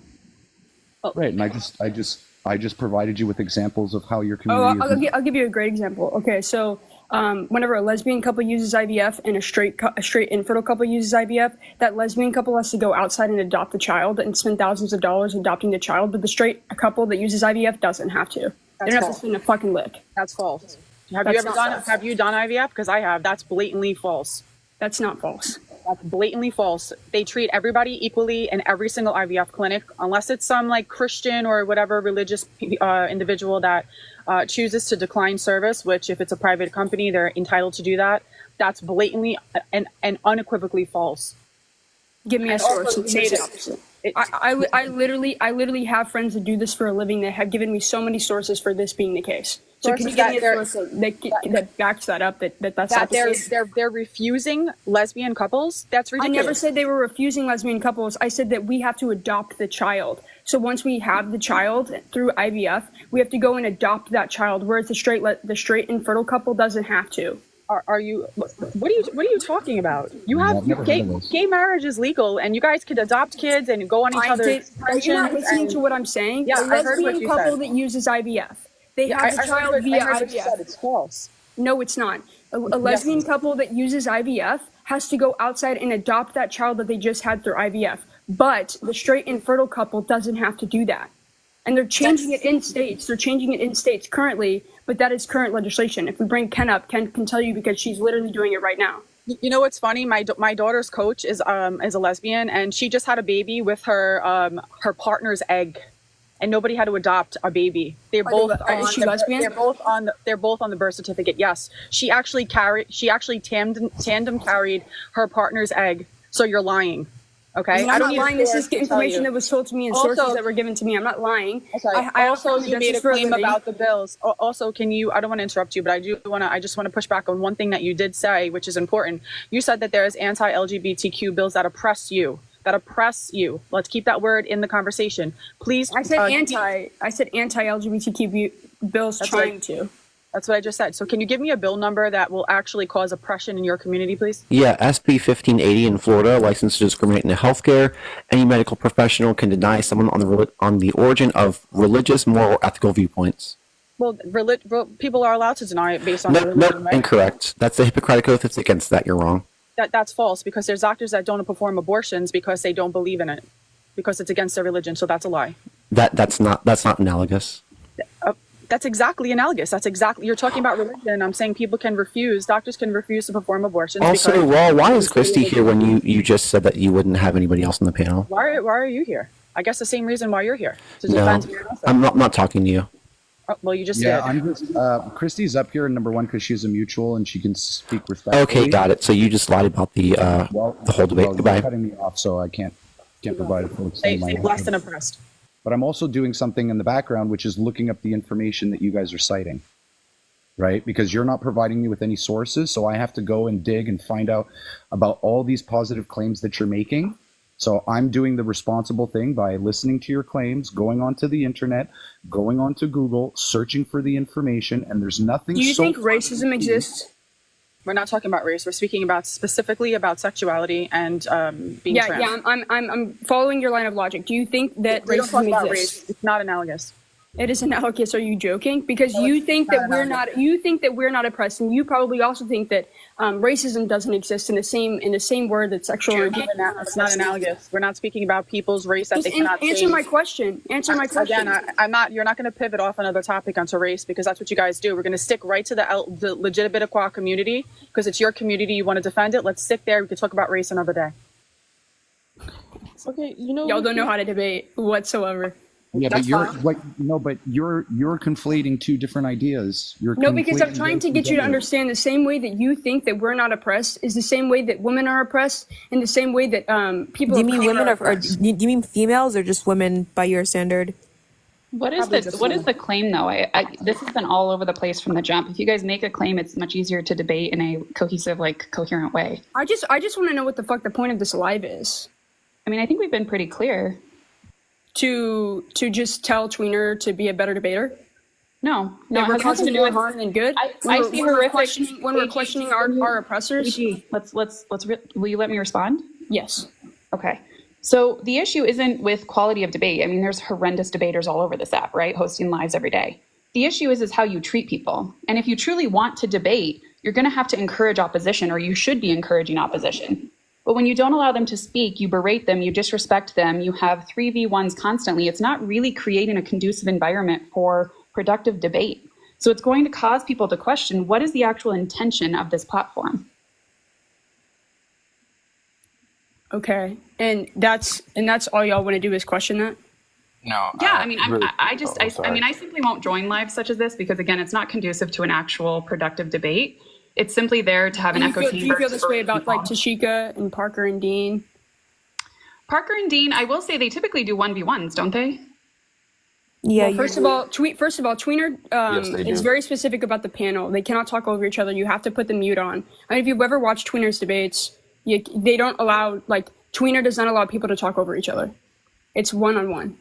And also, is it your job to tone police people? Is it your job to tone police? Or is it Tweener's live and Tweener can do what they want? Did you hear me earlier when I said that Tweener can run their live as they wish? What I am saying, though, is you are going to eventually get to a point that opposition will no longer join because there's no reason for them to if you don't want an actual conversation. I think Tweener does want conversations, but you also have to understand that doing these debates, like what you see Parker and Dean and Tashika when they get frustrated because we hear the same shit over and over and over and over again, like we're gonna become emotional, or sometimes we're gonna get irritating because we're human beings.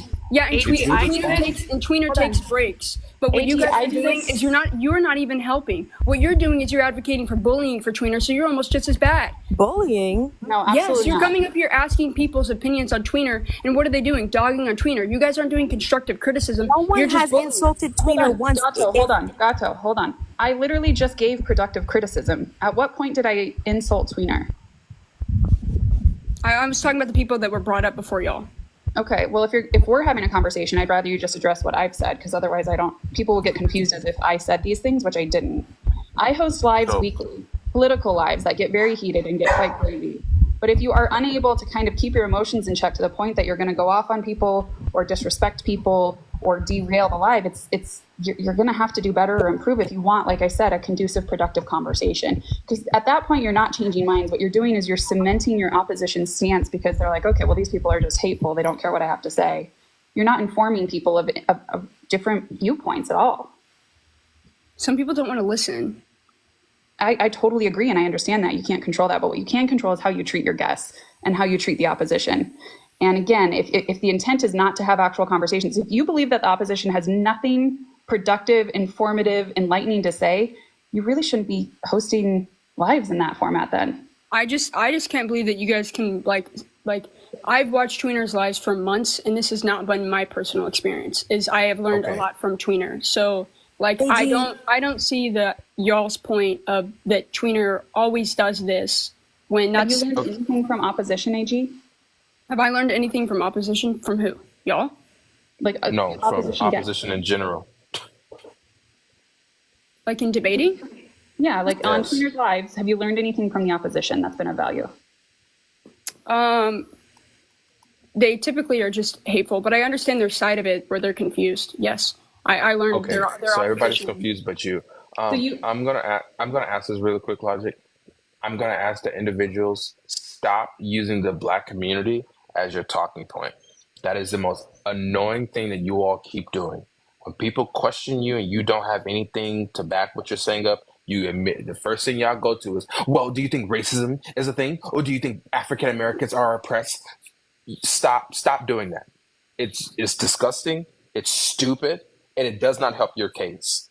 What it does. I also said misogyny. No, I'm going to finish what I'm saying. I'm going to finish what I'm saying. What that shows to me is you have a low IQ, and that you will go to any means necessary to jump on somebody else's bandwagon. That way you can make yourself feel good. We are not a monolith. Stop using the Black community as your way of an out or an scapegoat. Hey, did I say Black or did I say people of color? Did I say Black or did I say people of color? I said racism. That's not in just general. Black. It's in I said general. people of color. People which of are color, minorities. again. And I also said misogyny. I said misogyny because we are a minority. We are a minority. Let's be clear on a couple of things.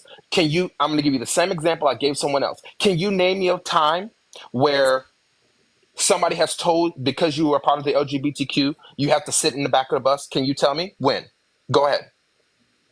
Dude, I just said No, people I of don't want color. to hear your excuses. What I did want you? you Okay, to what tell about me conversion when. therapy? What So about it's conversion either you therapy? have, Hold either on. you What have or about you have conversion not. therapy where they said Either you have or you 700,000 have not. adults and Okay, 400,000 so I'm done kids, talking to this individual. 700,000 adults and 400,000 kids to I'm conversion done. I'm done therapy? talking to this For, individual. I'm done talking to this individual. I'm dude, going to I said request that people of color. anybody who is You in keep forcing opposition, black down my throat, and I didn't say this. anyone who is I in didn't say opposition, black. I didn't say people black. of I said color people is of still color. including black people. Yes, I'm What do you well not aware of that. understand? I So said I'm saying to minorities, like you, misogyny. I said I'm misogyny and saying to people of you, color. I I was am following saying your to line of you and logic. You should anyone know this if you else, do debates. stop I'm Hold not on, using hold on, that as a guys. Hold on, scapegoat. hold on. AG, do you not think that all genders can get pregnant is misogynistic in itself? No. AG, you know good and well. You were just talking about how the LGBTQ is oppressed all around the world. Females are repressed all around the world, but you seem to forget that when we talk about this. You always I do. did say that. I said misogyny and racism, and you guys keep shoving Who black down my throat. is I didn't affected say by that. misogyny? I said people of color. But if y'all want to talk about genuine oppression, 700,000 adults went through conversion therapy, and 400,000 kids went through conversion therapy. Yeah, and which was millions of literal little girls torture. can't go to school. Literal Millions of little girls torture. can't finish their school. Millions of little girls are married off. Why? Because of their sex, not their gender. W. Gonzo. I'm just going to ask going forward that if people cannot make a good argument because Christy asked you a question and you went straight to racism, Logic asked you a question and you went elsewhere. If you are not eligible and smart, and not even say smart enough, let me correct myself. If you are not in a place where you can go against individuals and have a debate, I'm going to need you to stop debating. Because you have not given them anything. They've asked you direct questions and you read her the situation. You run to a different topic. You still have not answered Christy's questions. You still have not answered Logic's questions. What was So the if you questions? What was the cannot, questions? if you cannot answer questions, the first thing you don't do is run to anyone else who's not white. And I was use that following your loosely. line of So logic. I was following a line of logic, which if you debate, you should know this. If I can finish what I'm saying, if I can finish what I'm saying, I would truly because you're not a appreciate part it. of the community, you wouldn't know. And I was following What that line of community? logic with What misogyny community? and with You mean the racism. same You're not listening to me. You're not listening to me. I was following your line of logic because you're not a part of the community. You wouldn't know what the oppression is. The same way I'm not a person of color, I wouldn't know that racism exists. The same way that you're a man, you wouldn't know that Hello. Jesus, Murphy. AG, you just came in here and you said that you've never observed anybody over-talking in tweeners' lives, but yet you're more than comfortable to come up here and over-talk Nick and not let him finish his opinion. So I'm more than happy to let you ramble on. He's not listening to me. He keeps putting words in my mouth. You're more than welcome to express that as soon as Nick is finished saying what he's saying, and I will allow you full grace to say that. Nick, go right ahead, please. Thank you, Ro. At the end of the day, what I find very insulting is when people try to use other communities, and I use that very loosely, other communities to back themselves up. If you don't agree with one community, oh, now you're being T-phobic. If you don't agree with their ideology, now you're T-phobic. I don't care about none of that.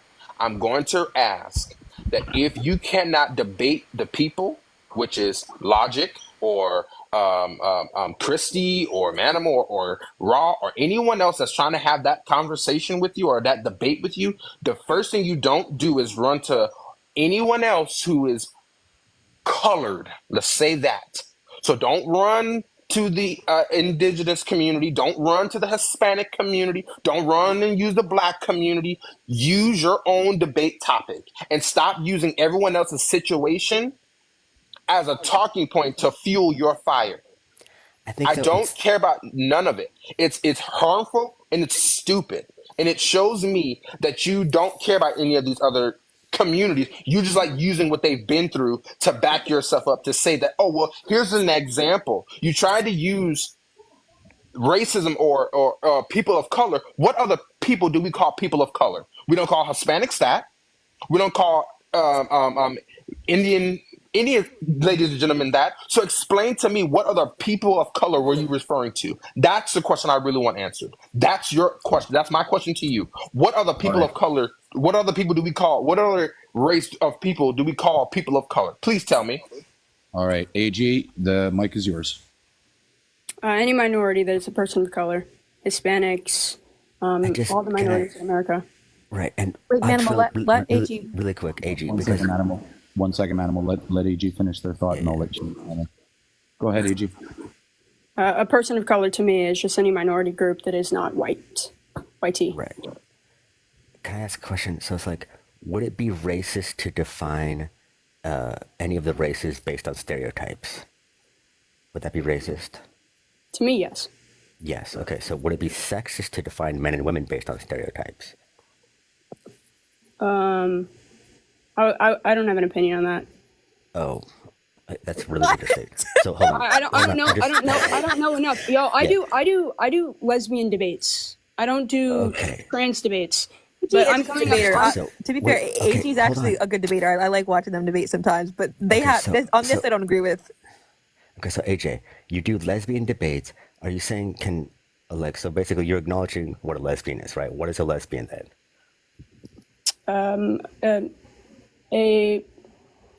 A woman that likes another woman. It's homosexual. What is a woman? What's a woman? Oh my God, it's so. Can a lesbian just really quick? Because like you say you do the lesbian debates. So can a lesbian couple be two males in a relationship? If they are transgender women, they can. Okay, so a lesbian couple can be two males. It could be a male and a female, or two females, right? In your language system. Are you using sex? I get confused between sex and gender. Well, and which obviously, word for which. Right. Of course you do, because you don't what is the difference between sex and gender, right? You probably can't tell me. So, when I ask you when I ask you what a lesbian couple is, and you basically say it could be two males, a male and female, or two females. I said transgender woman. Right, but those are going to be males, right? So their sex would be a man, but their gender would be. Yeah, so what does their sexual what does their sexual orientation have anything to do with their gender identity? Why are you conflating the two? If sex and gender are separate, then why are you conflating sexual orientation and gender identity? What? Because what are you saying that question? If you identify as a woman and you are a woman, then obviously your sexual orientation would be, if you are attracted to other women, then you would be a lesbian. What kind of question is that? Well, if I'm a woman, I'm an adult human female. All right. If I'm a trans woman, the necessary condition to be a trans woman would be to be male. And so when we talk about sexuality, we talk about the biological sexes. We don't talk about the gender identity or the individual identity of those people. So when we talk about homosexuality, you don't see trans women as women, is what you're saying. Right, because it would be sexist if we did. How? AJ. How? Because you have to define women as a sexist stereotype in order to make any male a woman.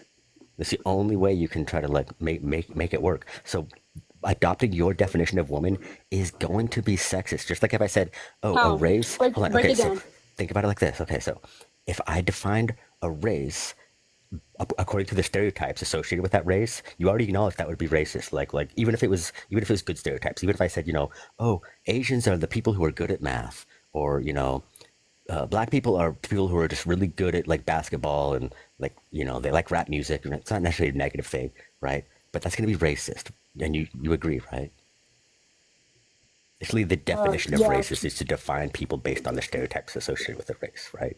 Yeah, but I don't believe transgender people are doing that. So hold on. I don't believe that they are doing that based off of stereotypes. But AJ, that's what you are doing when you define what a woman is based on some sort of stereotype. No. See, here's the thing: yes, that's what you guys want to do is define a woman. You guys ask me what is a woman. I don't define a woman based off of anything, based off of womanhood or any of that, because that's subjective to the person. And so that's why you see in the trans community all kinds of different looking types of people. Where and you guys discriminate against that entire group of community. Okay, so what's the difference between men and women? What's the difference between a man and a woman?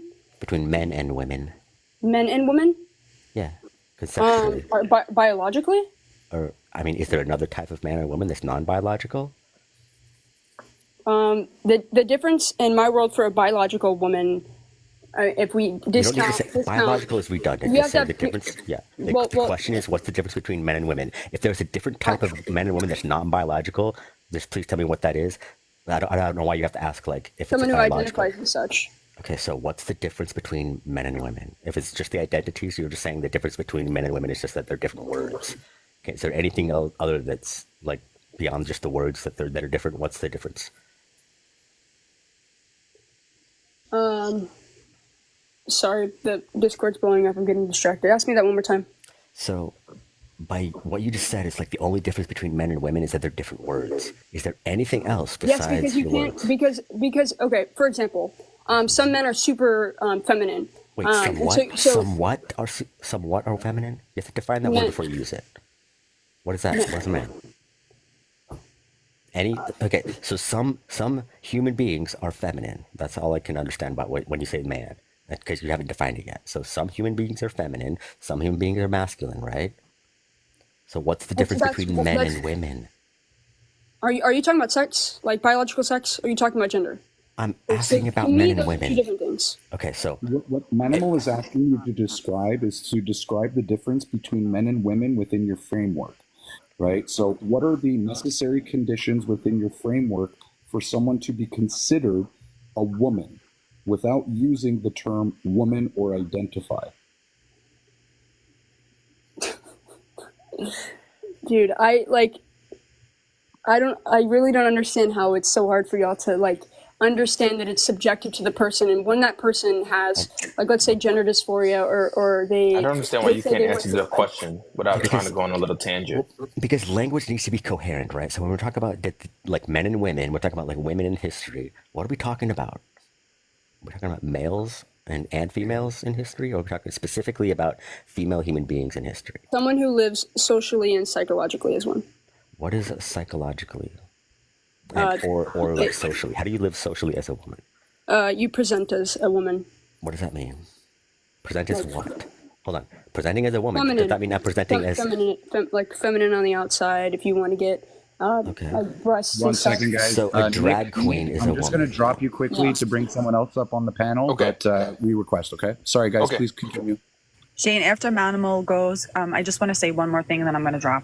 So I'll wait till they're done. I just wonder, is a drag queen a woman? No, because she's not identifying as a woman. Okay, so, but you said that a woman is someone who appears feminine. So I just want to know, like, No what is one's the- womanhood will be the same. Like, do y'all understand that? That's why it's subjective to the person. Well, Like then- nobody, then- you can't define what a Ed, woman is other than biologically. You can't define what a woman is. Even ask a woman That's my that she won't point. know why she's a woman other than because every woman's subjective womanhood is, or every woman's, no.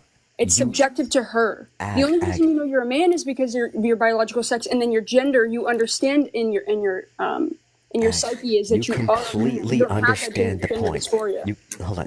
You completely understand now. So the only coherent definition of men and women is that they're biological, right? It's like that they're human beings of Yes, either I'm sex. asking, and So I'm that's asking the you the only difference. coherent definition. That's the only coherent definition. And we're 'Cause talking. first of all, That's why I said. That's why I said there's a difference between sex and gender. okay, so when you say there's a difference between sex and gender, you're saying men and women are not genders because the words we have for adult humans of either sex. Go ahead and tell me what are the words we have to specify adult humans of either sex? What are they? Say that one more time. We have adult humans of either sex. What words do we have for those two concepts?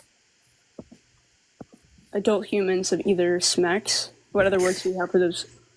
What are you asking me? What words do we have to distinguish between adult humans of either sex?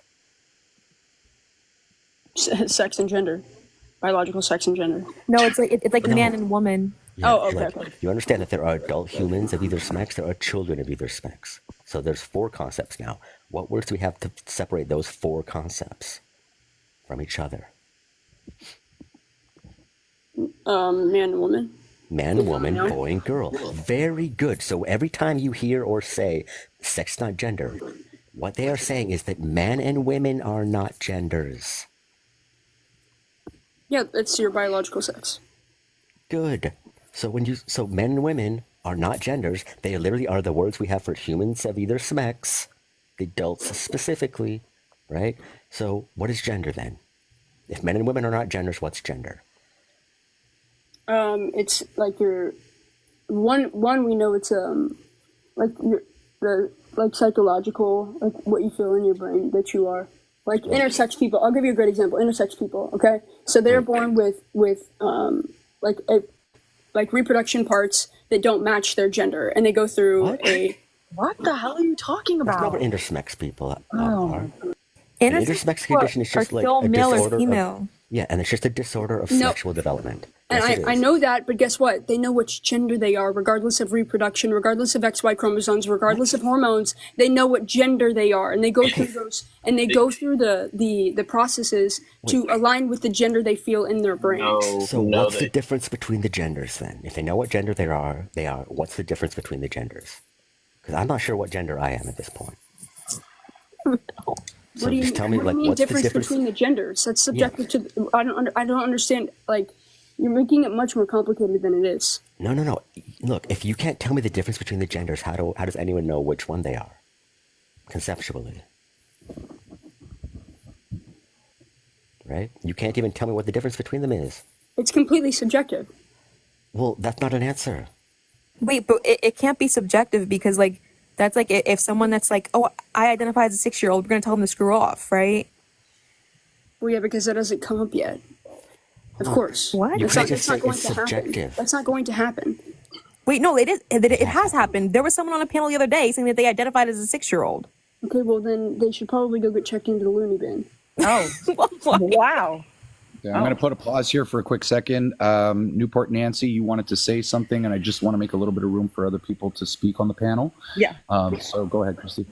I'm going to drop right after this, but AG made a bold claim that the Legitibitiqua community is oppressed. And I would just fight back and argue that the only people that are oppressed would be women and girls because of the T in the Legitibitiqua. And I'm going to tell you why really quickly in under 60 seconds.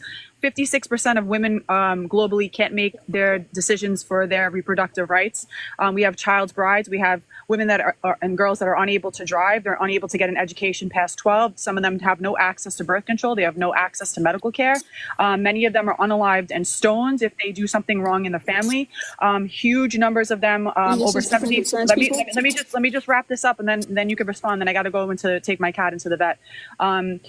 Over 75% of people that are trafficked are women and girls. We have huge number of rapes and SA issues. We have huge numbers of infertility issues with women and girls. We have huge numbers of ghost brides. We have the wage gap. 28% of countries have no DV laws. And I would just argue that the T community that you're pushing is actively every single minute of every single day oppressing girls and women globally, because these women and girls can't opt out of womanhood just because they have a gender identity. Everybody in the world knows what women and girls are, except for y'all, which now all of a sudden everybody's confused of like, maybe that's a man, maybe they're intersexed, where everybody's confused. But you guys are all lesbians and gays, and you guys could figure out what your partner is without looking at genitals. So I would just argue with you to take a look at the stats globally for women and girls worldwide, see the numbers, and come back and talk to me about Legitibitiqua being oppressed, especially in first world nations. I gotta go, y'all. Have a good day. Thank you, Nancy. I appreciate you joining. Just before you respond, AG, if you want to, I just want to bring Morph into the conversation. They've been waiting patiently. Morph, can I get your age for TikTok, please? Yeah, I'm 27. She, her. Excellent. Thank you very much for sharing. What are your thoughts on the topic, on the background, or anything that you have heard on the live today? Okay, so that's what I wasn't understanding, that this live is about calling out Tweener for being harmful to the community. And then it turned into a gang up on AG debate against the community. And I just don't think it's really genuine that you think that I'm not a fan of Tweener. I'm Tweener's #1 non-fan. I dislike her lives. I don't think that she does well for the community whatsoever. I think she's completely harmful. But like, I just don't understand how it turned into a debate against AG when this whole live is about Tweener. Yeah, there was some progression within the conversation. initially I did drop everybody off to have Tweener on and some of their friendlies. I did elect to bring Christy on while I was doing some research on the laptop about the things we were discussing. But you're correct. Ideally, the purpose of this live was to call out some of the harmful behaviors and some of the ways that they are abusive with their panelists and how that drives people's interest away from learning more about the community. I believe that it just morphed into a debate because we were discussing certain topics about some of the talking points, that are brought up in Tweener's lives. So it did kind of derail a bit there. I am trying to bring it back. So I do appreciate you sharing your opinions and thoughts with me today. The one thing that I do want to note is that I've allowed everybody on this panel to share their opinion without stifling their speech, without unjustifiably muting anybody. I have not accepted any gifts to kick off any opposition off of this panel, and I haven't allowed any of my panelists to be disrespectful to any opposition on this panel as well. I do understand that, but you did say that you would have let, Tweener ran, like, I'm not surprised about that whatsoever, but now it's 5 versus 1 against AG. Like, Wait, so AG's really smart. AG's not like. I understand that. Like, but you complain about Tweener doing that, but you do the same thing. So hold on, we're not going to play victim because we have let AJ speak, and we're not the ones muting unlike Tweener in their lives, okay? And let's be honest here, Brandon himself doesn't have the guts to come back up here. Neither does Tweener. They ran while AG was up here, so I don't want to hear it. Yeah, but you're doing the same thing that you're complaining about. Okay, well, here's the thing, Morph. If AG really dislikes this live, they can leave. Yeah, you're right. You're right. I am right, yes. But she wants to stand her ground because obviously, like, it's the same thing that you complain about Tweener. It's a bullying thing. I disagree with that, Morph. I disagree because we've allowed AG to share and express their opinions. We've allowed AG to express their disagreements. We've only challenged the ideas that AG is bringing forth, and that's our sole focus on that conversation. This is how we actually host our debates. We will allow opposition to come up here. We will allow opposition to freely speak about their belief system. We don't berate them. We don't mute them. We don't insult them. And we don't grift people within our community to unjustifiably abuse people who identify as opposition. I do understand that, but at the beginning you said that you were going to bring up Tweener and another opposition, Brandon, whatever, and then take down all of your people and just make it you and them. I did, and then that when positive claims started to be made, I brought Christy on while I was doing some of the research on the positive claims on my computer here. I don't know if you guys can see my computer. All right. I'm just wondering, like, are you guys like opposition against the LGBTQ plus community, or like I never watched you before? That's why I asked. There's actually no such thing as a community because the T is actively against the LGB. Like, there's no compatibility there. Right, because you guys can't even sit up here and tell me what a lesbian is when I'm a straight dude, right? Everybody knows what a bisexual person is, lesbian, gay, etc. And yet you think just because the self-identity claim is irrelevant, you think now trans women can be women when your gender identity does not correspond to your sexual orientation. I do believe that trans women can be women because gender is a social construct, but like I personally, I'm a lesbian and I wouldn't date a trans woman. And I'm saying that loud and proud because of the fact that genitals, I just know, like, and that's like what's important to everyone who has a sexuality, right? The most important thing about a sexuality, hold on, is that they know the difference between men and women. That's what I just said. So the T, as soon as you introduce gender ideology, then the LGB and everyone else, even straight people, no one's allowed to know the difference between men and women anymore as soon as you introduce gender ideology into it. So, like I said, the LGB is not compatible with the T. They're completely they're just not compatible. Where do you want them to go? Where do you want the T to go? What do you mean? Where do I want them to go? I want them to accept. I want them to accept reality. That's the only place to go. Reality is the only place. What's their reality?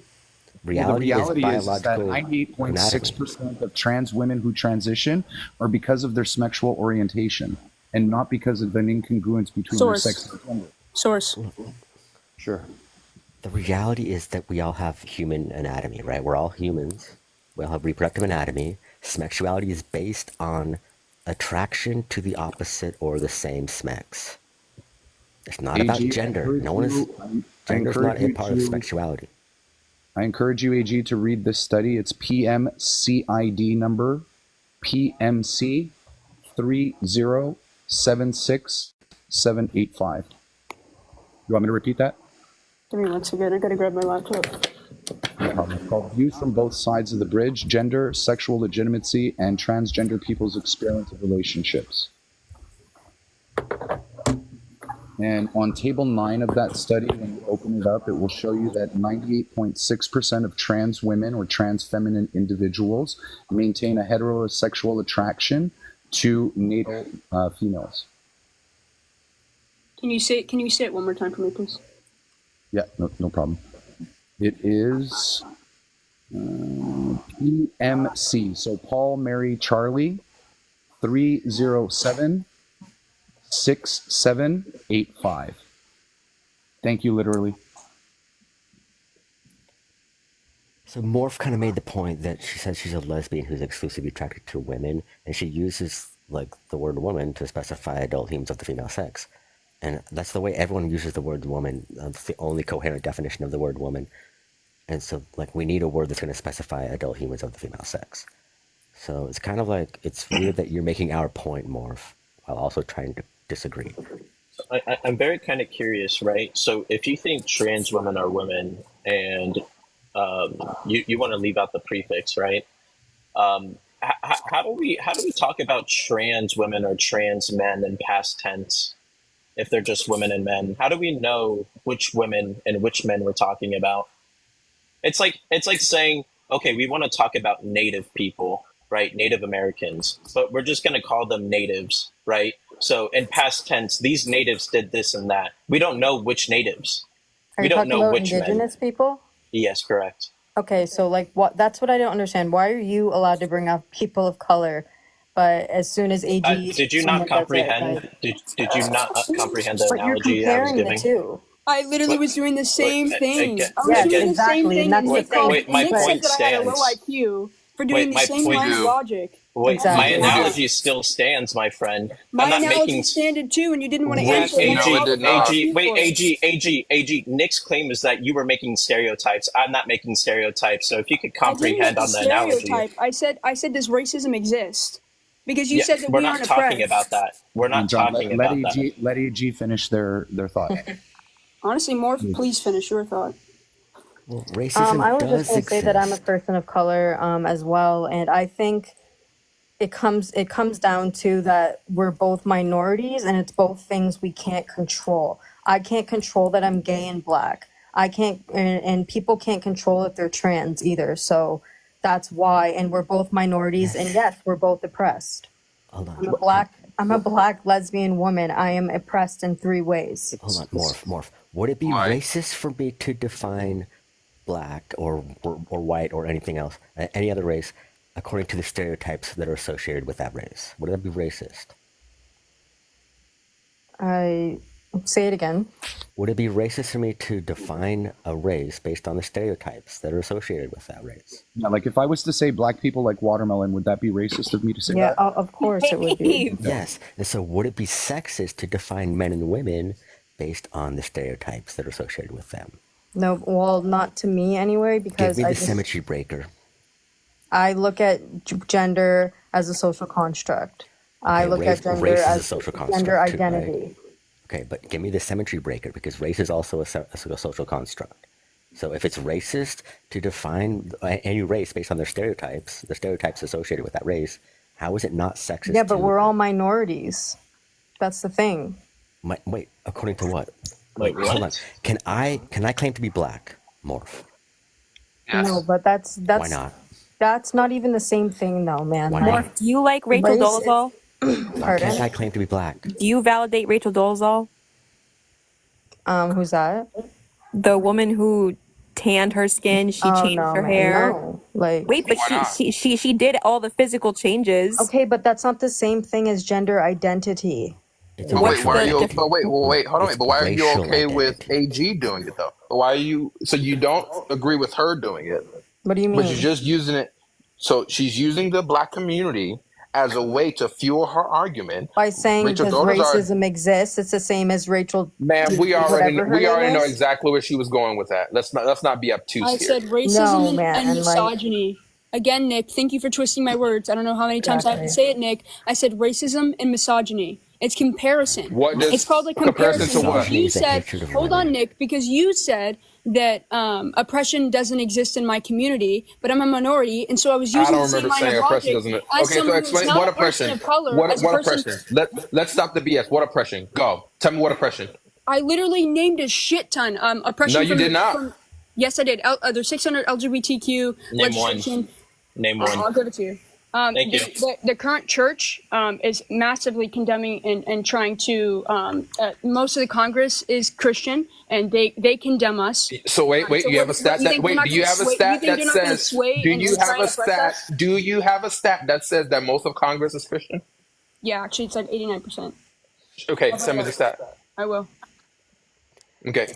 So and let's be perfectly clear here. So you're saying that, however, are there not gay churches? Are there not pastors that are? It's Are a there very not pastors? small. It's a No, very no, it's not. small. Are there not pastors and bishops that are of the homosexual community? You guys fight Very literally mock small, but Christianity. the majority of Christians are wildly homophobic. I mean, the Bible literally goes against it. So Fair. Wait, I'd also like So to mention on so AG's that's point about a majority of the government being Christian. That's true, but that them being Christian, like you're supposed to have a separation of church and state. So I still don't and they understand don't that. because we can prove that with the abortion. They don't because what does abortion have whenever to they do come with up and talk anything? about abortion, they talk about God. Yeah, some people, but abortion's to the states now. But then there's Yeah, so y'all atheists. believe in Wait, Schmurder there's and Schmurder atheists. should be left up to the states? Wild. No, it's Well, because no, y'all are I personally Christians. don't. I think that abortion should be a country thing, but that's my opinion. Most people believe it should be up to the states. What was I What gonna are say? women's rights, Ag? What are women's rights? Like when we're talking about Congress, we want to bring that up. So, like, what are women's rights? What do you mean? What are women's rights? What are women's they? rights? Like, hello? Are the rights pertaining to who? To anyone that identifies as a woman. Okay, so AG, Ag, come on. wait, so Ag, do women Yeah, do you have guys? the Okay, right? I have a question for you. So, Ag, women. do Hold on. women Hold have on. the right to exclude males from any women's spaces, or should they not have that right?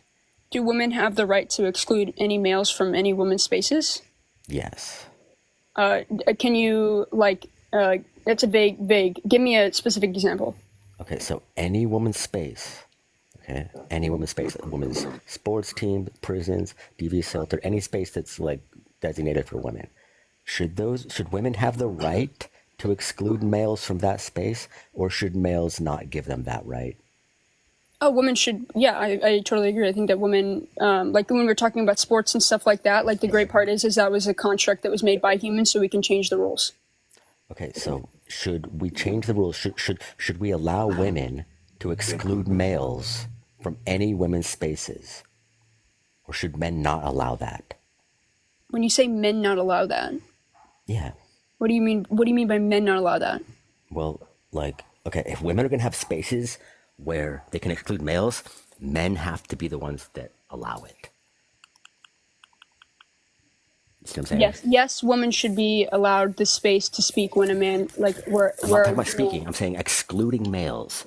Should women have any spaces in society or anywhere else where they can exclude males, or should males basically say, no? If we identify as women, we are allowed in, and women cannot stop us. So what's it going to be? Yes, I think that women should be allowed to. Exclude males.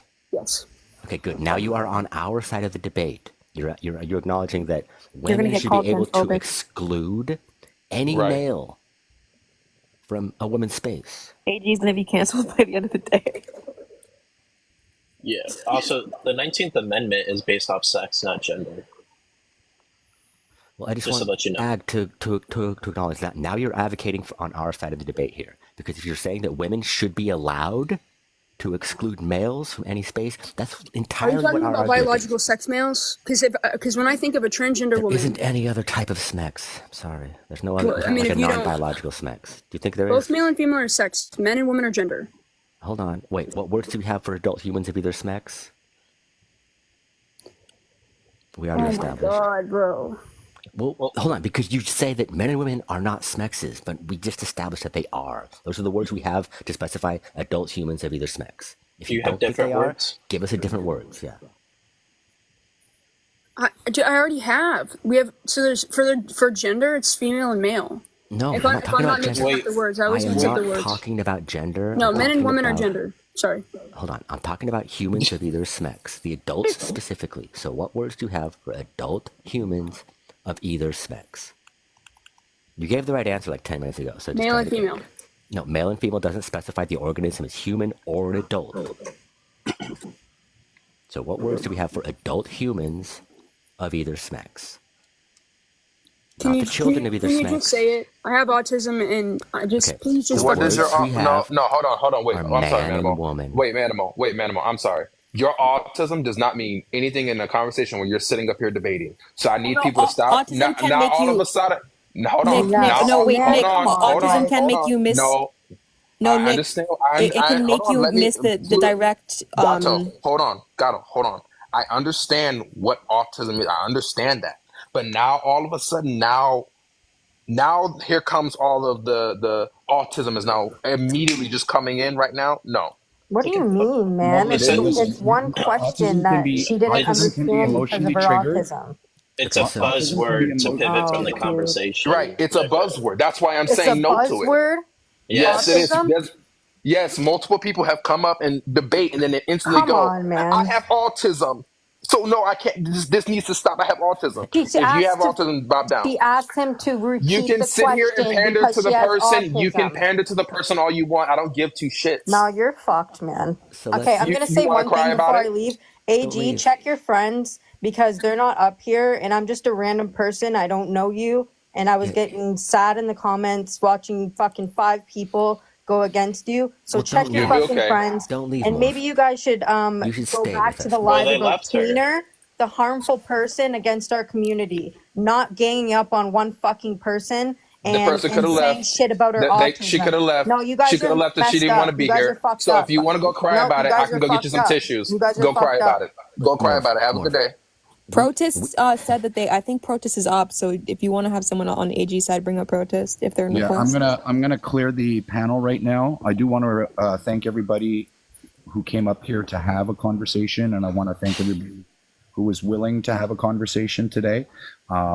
I did want to demonstrate how having a respectful debate can happen on this application. And although some of you may feel as though that AG or Morph were being dogpiled, the reality is no one resorted to calling anybody any derogatory names or insults. We did not grift any communities by accepting any gifts to kick off any opposition. There were times Nick where said I there had a low was- IQ, so I disagree with that. No, so he there didn't. are times, there were Yes, he did. He times, literally said I had a low IQ. there were times where there was overspeech. And I'll do my very, very best to make sure that every individual on this panel has an opportunity to convey their And he's opinion. ableist as fuck. But I do want to thank each and every individual so far who has come up onto the panel. I am going to be inviting some of the other guests who have been waiting patiently so that they can share their experience of either watching Tweener or being a part of Tweener's panel. So I do want to say thank you to everybody who is participating. I'm going to be wrapping it up shortly, so I'm going to let these folks on, and we're going to get through them. And I will most likely be back in about an hour and a half or so. But I will be hosting a different live at that time. So I'm going to bring these people up. Luna, thank you very much for joining, and thank you very much for your patience. May I get your age for TikTok, please? I'm 24. Thank you very much. What are your thoughts or experiences with the content creator on my backdrop? I think they can do whatever they want in their live space. Excellent. And do you want to share any experiences that you've had personally in that space? I mean, they only argue with transphobes, so I've never been up on the panel, but I have had no problems with her lives. And what do you define as a transphobe? People who are transphobic. Right, and what does transphobic mean to you? People who are ignorant and say things that are rude and messed up, and I think it's pretty fucking obvious. I don't know why you're asking that stupid of a question. Well, do you perceive any of Tweener's behaviors to be problematic to the trans community or individuals who are on the fence about trans ideology? No. So you would find it acceptable to stifle someone's speech when they're in the middle of expressing their opinion or view? It's their lives, so yeah, they can do what they want. Oh, well, that wouldn't be engaging in respectful discourse, would it? It's their life. They don't need to be respectful. Right. And so with that being said, why should anybody have respect for the trans community if individuals within the LGBT Y'all aren't showing anybody respect in this panel, so why are you so hard on respect? How have I not shown respect to the people on this panel? You sat there while they fucking called her low IQ and literally came at her for being autistic. What are you fucking talking about? I didn't witness anybody come after her about You having... did. You were standing right here. Or I unless didn't. you walked away from your phone while you were hosting a live, then that's your problem. Luna, are you trying to convince me of something? Or are you trying to convince others? Real, can I reply to Luna quick? Yeah, really quickly, because I'd like to continue to engage with Luna. Okay, Luna, one thing is I'm autistic as well, and I'm so sick of my disability being Okay, used I'm as a autistic weapon. and so is my son. I don't want to hear you say shit about autism. Shut the fuck up. Okay, but I'm autistic, so now you're being ableist as well. Luna, do I need to treat you differently because you have autism, or do you need to treat me differently because I have pectus excavatum? AG knew what she was doing when she came up here. Don't use your autism as an excuse. All she asked for was for him to repeat the question. Okay, and who called her low IQ? No one. It's just a lie. What? You said that's a lie? Nick literally Yes, you- called her low IQ. So, talking about race. if you don't mind me Race. asking, how do you feel as though Tweener contributes to the issues that exist within the trans community? What? Dude, she goes live to put her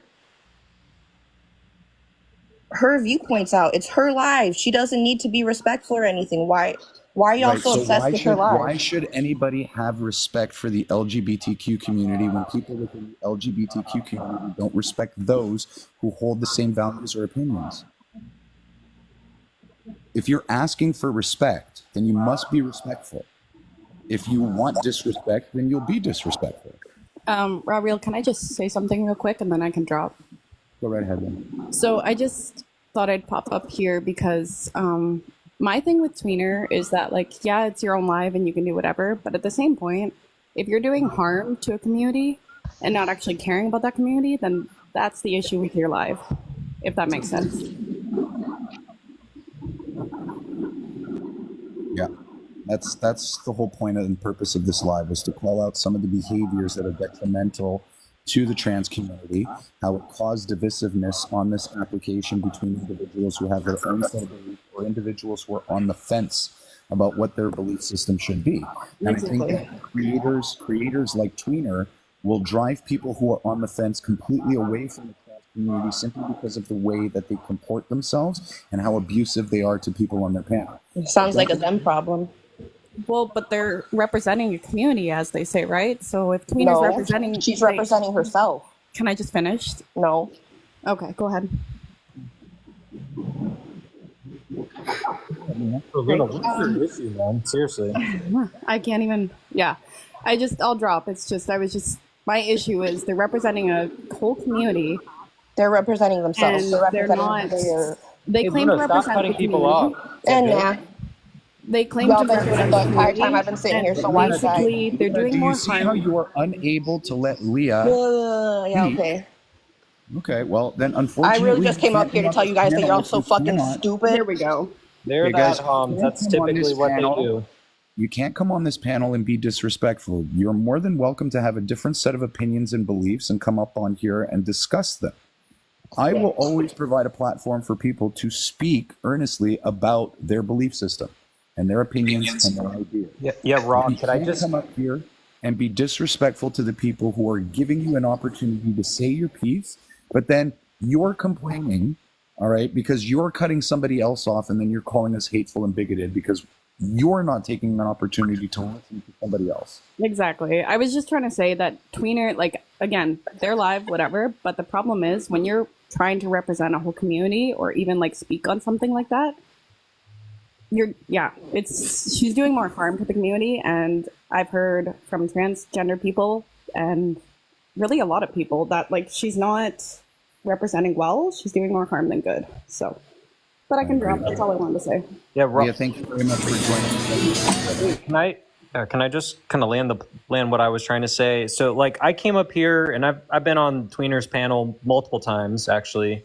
I think the biggest issue that I have, and more than just the disrespect, is her advocating that people that age regress are valid. I don't think she has any idea what kind of harm that causes not only women but children as well. If older individuals can just claim to be younger kids and like walk into the bathroom. She openly admitted that age regression is valid. So I just think that like she needs to look deeper inside and like actually understand the harm that's actually putting off too. Yes, she has, Witchy. Yes, she has. I was literally on a live. Yep, with her. Thank you, Gloss Lady. I want to introduce the anime profile picture. I'm sorry you don't have a username. But can I get your age for TikTok, please? I already spoke, but I'm 20. Excellent. So what are your thoughts for my tiny dinos? Like I said, I came up to talk about Luna, about them calling things ableist. Like, coming from an autistic person, I'm so sick of the word ableist being thrown around.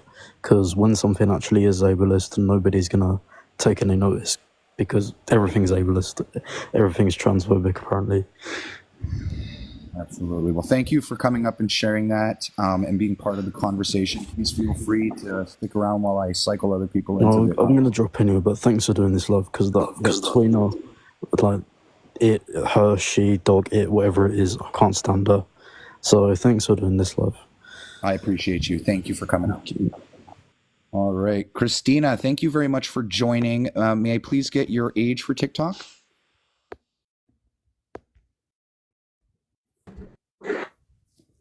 Are you there, Christina? 35. Excellent. Thank you very much. Yeah, for 35. joining. Yes, thank you. I can hear you now. My apologies. So what are your thoughts on the background or any of the topics that we've discussed today? Well, I actually just got here, but I disagree with everything. I think Tweener does a really good job, and I think everything she says is backed by science and the general consensus of the medical community. So I just don't understand how anybody really can have an opinion against who someone is. That's my big issue.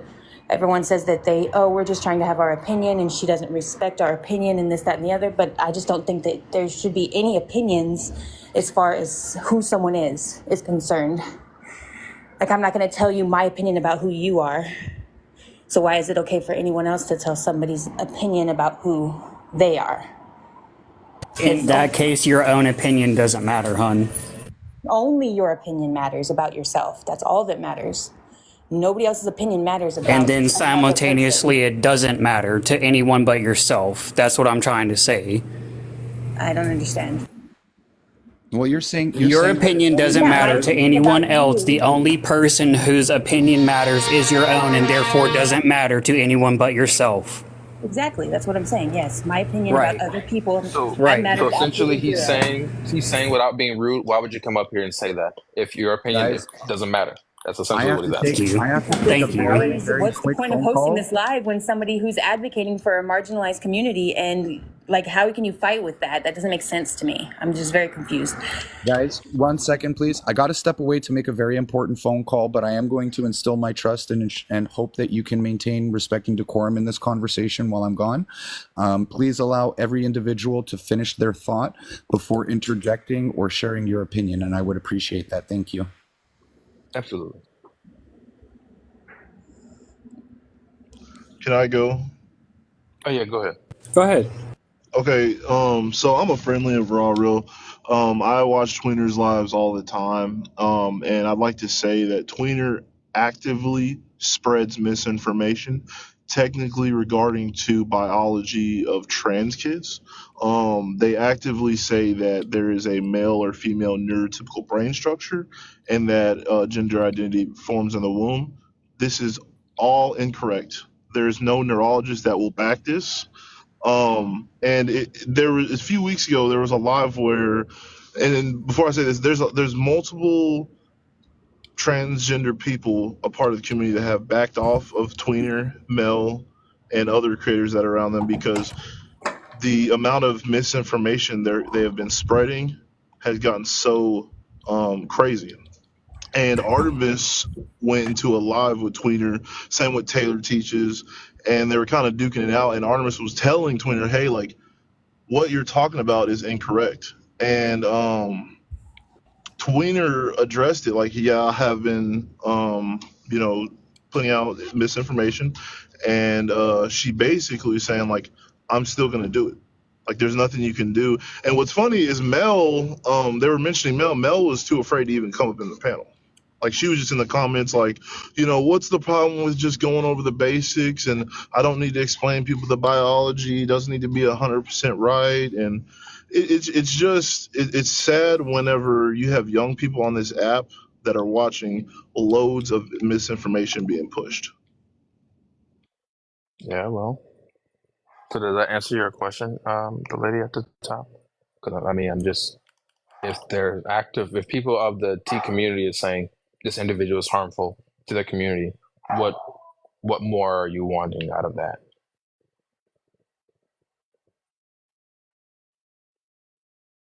I just wanted to mention something too about the whole ableist comments. So her entire point about saying that she was autistic was to try and imply that she could not, or at the time could not fathom or understand the question. How are you going to turn around and use an insult like calling someone ableist when you admitted yourself that you have a developmental delay and you are not on the same level of function and intelligence as an average adult human being? Autism is a developmental delay. You can go look it up in the DSM. That's specifically what it says underneath it. Like in pure black and white words, it is a developmental delay, which means that you did not develop at the same rate as a normal functioning adult human being. Why are you mad at yourself? At the end of the day, are you mad that you're autistic and that other people are pointing it out? To say that you have a low IQ would be a fact, and you confirmed that information yourself by saying you're autistic.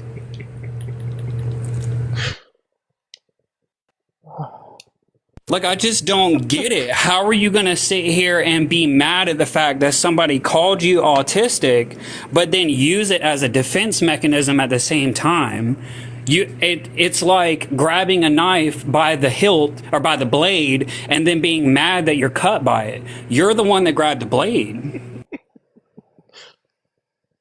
I'm sorry, that's funny to me. I just don't. My whole point is for people who don't understand why I said what I said. I don't understand why now all of a sudden people now want to use their disability as a reason. She could have easily just said, "Hey, can you repeat yourself?" Adding that you're autistic into a situation is weird to me because you weren't autistic. All that was not coming in 2 seconds ago. So I'm not sure why now all of a sudden it's a thing. But we can move on. Yeah, it's almost like a vasovagal reflex. It's like they understand that they're wrong, but they're just going to use some type of excuse to try and justify them being wrong. So we see that behavior in adults, and typically when we see that behavior in them, we either, one, advise that they seek therapy or seek some type of medical treatment in order to address those issues that you're going through, or two, we generally lock you up because it will lead to very unforeseen consequences in the community and to other people around you. My entire thing is I have no problem with the T community. If you're a part of the T community, hey, I'm cool with it. I think the large problem with said community is you have people who are quote unquote allies, who claim to be allies, who are misinformed, give misinformation, be very obtuse on the situation, and then claim that they're defending the T community. It's not. It's harmful. At the end of the day, it's harmful. So. I like to just, approach things from a very intelligent and logical standpoint. Sorry if there's noise in the background. I like to approach things from a very logical and intelligent standpoint just so that I can be very clear and concise with what I mean so that people can't try and use my words against me or try and confuse me with their lack of understanding of my terminology. Do you understand? So at the end of the day, when you're using words like autism, when you're using words like Down syndrome, you need to understand the meaning of those words and how they apply to you. If you're going to call someone T-phobic or ableist or H-phobic or anything like that, you need to understand the meaning of the words that you're using. But we can quite clearly look up in a dictionary and see that the meaning of the word trans means across all and or related to. Cis means on or near the same side of. Grammatically, cis and trans mean the exact same thing. I was in a 3-hour debate last night with Blair and a couple of other people that all agree, that all can quite clearly look up in a dictionary and understand and completely intelligently comprehend the information that's being given to them in a dictionary. Those things that we learned how to use in like the 2nd grade, like a thesaurus, a dictionary, that we all learned what those books were in 2nd or 3rd grade, I think. Like I grew up with a set of encyclopedias in my bedroom that we picked up off the side of the road. Like, come on. I can't stand this generation that thinks that they can redefine the very words that we spent 300, 400, 500 years of our etymology basing in fact and science and. Damn. All right, guys, I'm back. Sorry.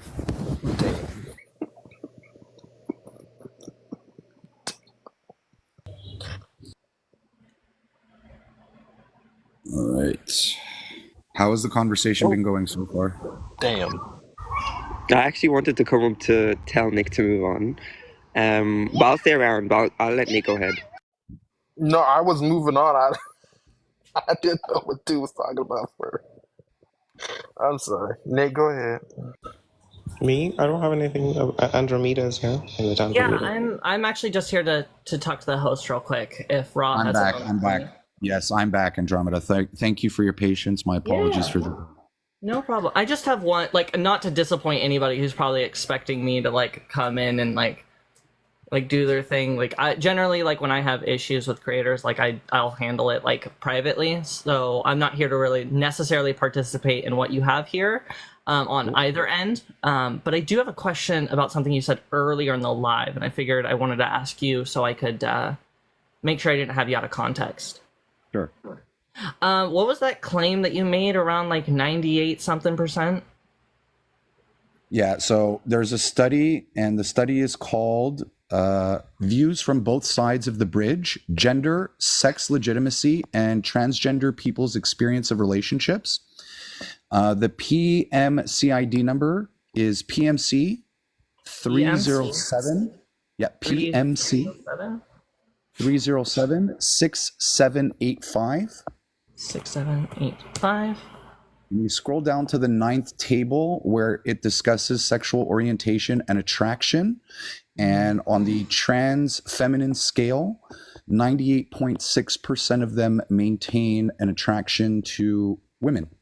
What did you? Well, okay, so the reason I came up was specifically because I heard you elucidate something from that. What was the claim that you would use this use this source to back up? Yeah, it's based on a theory in that the driving cause for people to transition amongst trans women is a base of autogynephilia, which triggers gender dysphoria if the autogynephilia is not addressed.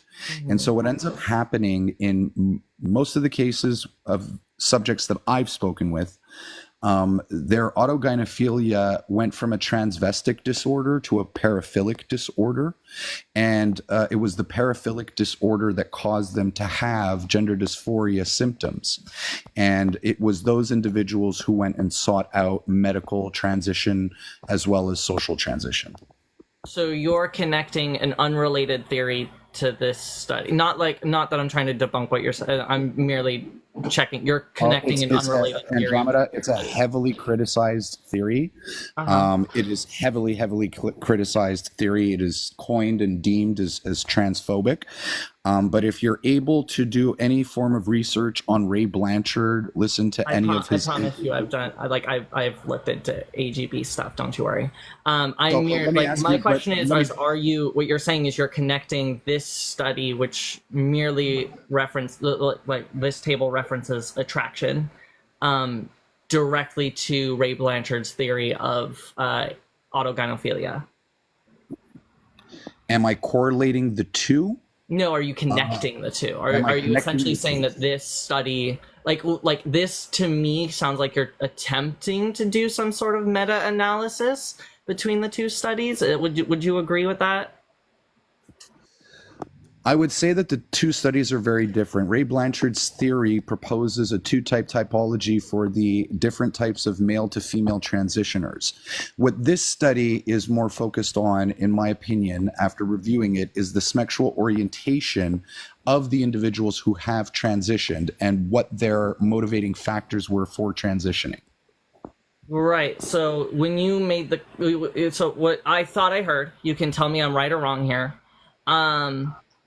was that there's a regret rate associated with this attraction? I'm not seeing any empirical data that suggests that. Okay, so because what I had initially thought I had heard, which is why I came up, was that you were saying that because of this 98.6% stat, that is paired to a regret rate. And if I'm wrong on that, cool. No, I usually reference this study when we're talking about the bathroom debate. So I'll position it in a way in that, do you feel as though that heterosexual males should access female spaces? And most of the time people will say, no, we shouldn't allow heterosexual males into female washrooms. And so then I cite the study that 98.6% of trans women maintain a heterosexual attraction. So why should we allow trans women into female spaces when we know that males are the ones who aggress against women at a disproportionate level, and it is all stemmed from a heterosexual attraction to the opposite sex? Okay, and how does this study necessarily connect to Ray Blanchard's theory? Just one last question. Well, Ray Blanchard's theory hypothesized that there were two types of male to female transitioners, one that maintained a heterosexual attraction and one that maintained a homosexual attraction. So they dichotomized the two types of male to female transsexual women by their sexual orientation. Right. Okay. And so the homosexual transsexual was motivated to transition because they wanted to seek male suitors, and so they would ideally transition and express themselves socially in a manner that would help them to attract those males. Whereas the autogonophiles transitioned far later in life, were far less passable and dressed as their ideal woman. And so this was more along the lines of a fetishistic disorder than it was an identity disorder. So, and this is based on because understanding Ray Blanchard, this isn't based upon any actual reported This Right, what do isn't you based mean? on any actual reported findings from trans people. This is speculative, I would say. Well, no, Ray Blanchard, over the course of 30 years, had interviewed upwards of 1,700 different male to female transitioners. So it was actually solely based on individuals who did go through transition. Right, but it wasn't based upon their claims that they were fetishistic to their own bodies. Well, That's all I wanted to point out. But sure, I can concede that. But do you think that somebody who suffers with the condition of autogynephilia would be vulnerable and open and admit that publicly? I don't think that. I mean, some people. Honestly, some people admit some really weird stuff. I don't consider it like a. Personally, I don't consider like AGP to be like a given like disorder. I think it's just a paraphilia. I don't know if paraphilias are necessarily like directly called disorders. It definitely Yes, would be every paraphilia is a disorder. It's a psychological disorder. Yeah, where'd you get that from? Well, if you just look at the diagnostic criteria for paraphilias, they're all listed as disorders. Yeah, is that in the Paraphilic DSM? disorders. Yes, my dear. Okay, let me look that up because I do have that right here. Paraphilia. And we'll see if that comes up. Not seeing any words. They're listed as paraphilic disorders, all of them, on a particular title. So yes, they are paraphilic disorders. Paraphilia. Okay, let me see. I'm trying to. Is there some avoidance you have towards the word disorder? Is that a word No, that you... I just like ultimately I think that disorder is a specific.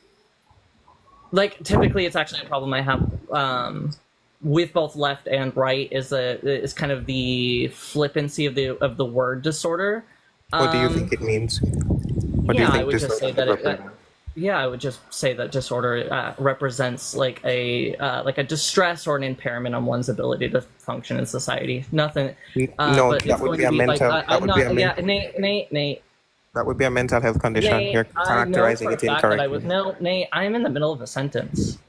This I'm isn't aware, a debate. but I'm not here. I'm not here to debate you. So you can correcting do you on me a what you favor, said. and no, I don't need you to interrupt me. Or you don't want to be corrected when you make false claims? No, Okay, I don't go need ahead. you to interrupt me. That's what I said. No. Go ahead and finish. Yeah, thank you so much. You're anyway, welcome. I'm going to go ahead and take what you gave me here and go in and look into that a little bit more. I am curious though. Do you think that these Do we get to respond? Do we get to respond to what you said? Because you're moving on now. I wanted Nate, to respond to what you said. Nate, I promise you, I don't care about what you have to say. I'm here. Okay. I told you, Someone's running away. Are you going to let me respond to what you said, or are you just going to run away? I don't know what you're going to do. You can respond when I leave. Well, no. I'm going to address you. I'm going to address you while you're here. So what I'm going to do is I'm going to Nate, talk now.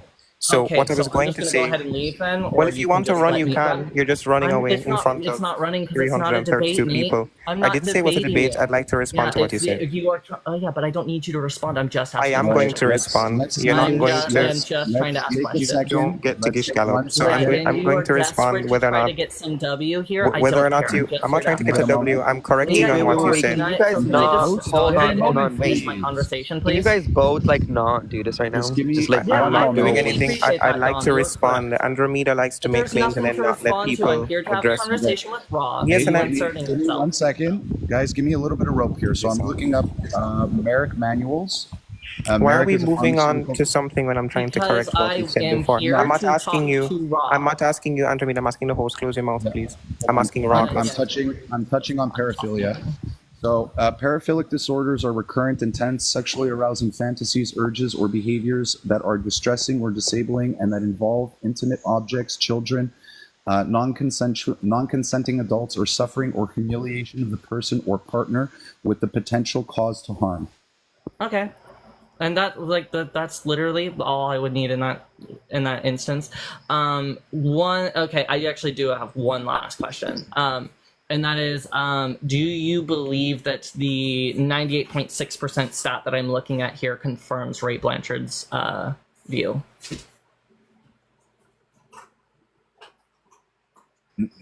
One and two are different. One and two are different. Ray Blanchard's theory hypothesizes that there are two types of male to female transitioners, ones that are homosexual in nature and ones that are heterosexual in nature. This study is showing that the vast majority of people who participated in the study are demonstrating that they've maintained a heterosexual attraction to females, Right. though that they are trans feminine themselves. So what Ray Blanchard is saying is that there's two types of male to female transitioners, ones that are homosexual, ones that are heterosexual. This study is showing you the vast difference in percentage and breakdown between males who transition to females and maintain heterosexual attraction versus females who transition to males and maintain heterosexual attraction. That's what this study is doing. It's comparing what percentage of this group maintains heterosexual attraction. Okay, but that didn't answer the question I asked you. My apologies. Sorry. Go ahead. Repeat Yeah, it. it was merely that because you're using this in conjunction with talking about Ray Blanchard. So my question is are you using this because you believe that it legitimizes or confirms that? No. Then why are you pairing the two? Why talk about the two? Hold on. Actually, I actually do. Because I do believe that Ray Blanchard's theory is correct in that there are two types of male to female transitioners. And I do believe that this study demonstrates that the vast majority of male to female transitioners maintain heterosexual attraction. And that would validate the typology that Ray Blanchard proposes. It would validate a portion of the typology because there's other things like reclaiming other quote unquote true trans people's stories and whatnot. So I wouldn't say that that's kind of like across the board. But this is also like it's kind of like, do you see how like I might have like an issue in coming to the same conclusion? Because I feel like there's like almost a leap in logic here to go from like this is like how somebody's attracted to somebody to immediately bam, that confirms that they're AGP. I think autogynephilia is very nuanced, but I do think that there are some strong indicators, like people can check off some boxes and it would allude to the idea that that person may be autogynephilic. I hope I'm answering your question correctly. No, you're answering my questions pretty well. Yeah, I just would love to maybe I have to tune into to hear you talk a little bit more, so that maybe I could understand I know that I've completely kind of like derailed this away from what you want to talk about here, and Nate is definitely upset that he didn't get to talk to me or have a debate with me, and that's okay. You can, I guess, respond to me when I leave, like I said. But yeah, I'm very curious. I'm very curious as to how like that connection is made to go further to say that like it would confirm the theory. So I will keep my ears out for you next time. Enjoy your conversation about other live creators, I guess.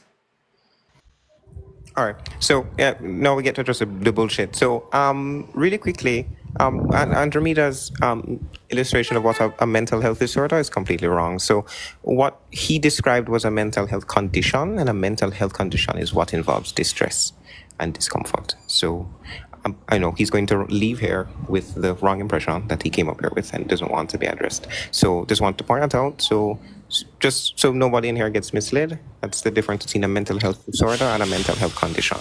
Dysphoria or distress or discomfort would involve a mental health condition. A mental health disorder is encompassed by other things. So he just completely mischaracterized what a mental health disorder is. And for everyone saying she, Andromeda is a man, so I'm not really concerned with whatever it is you want to say about that.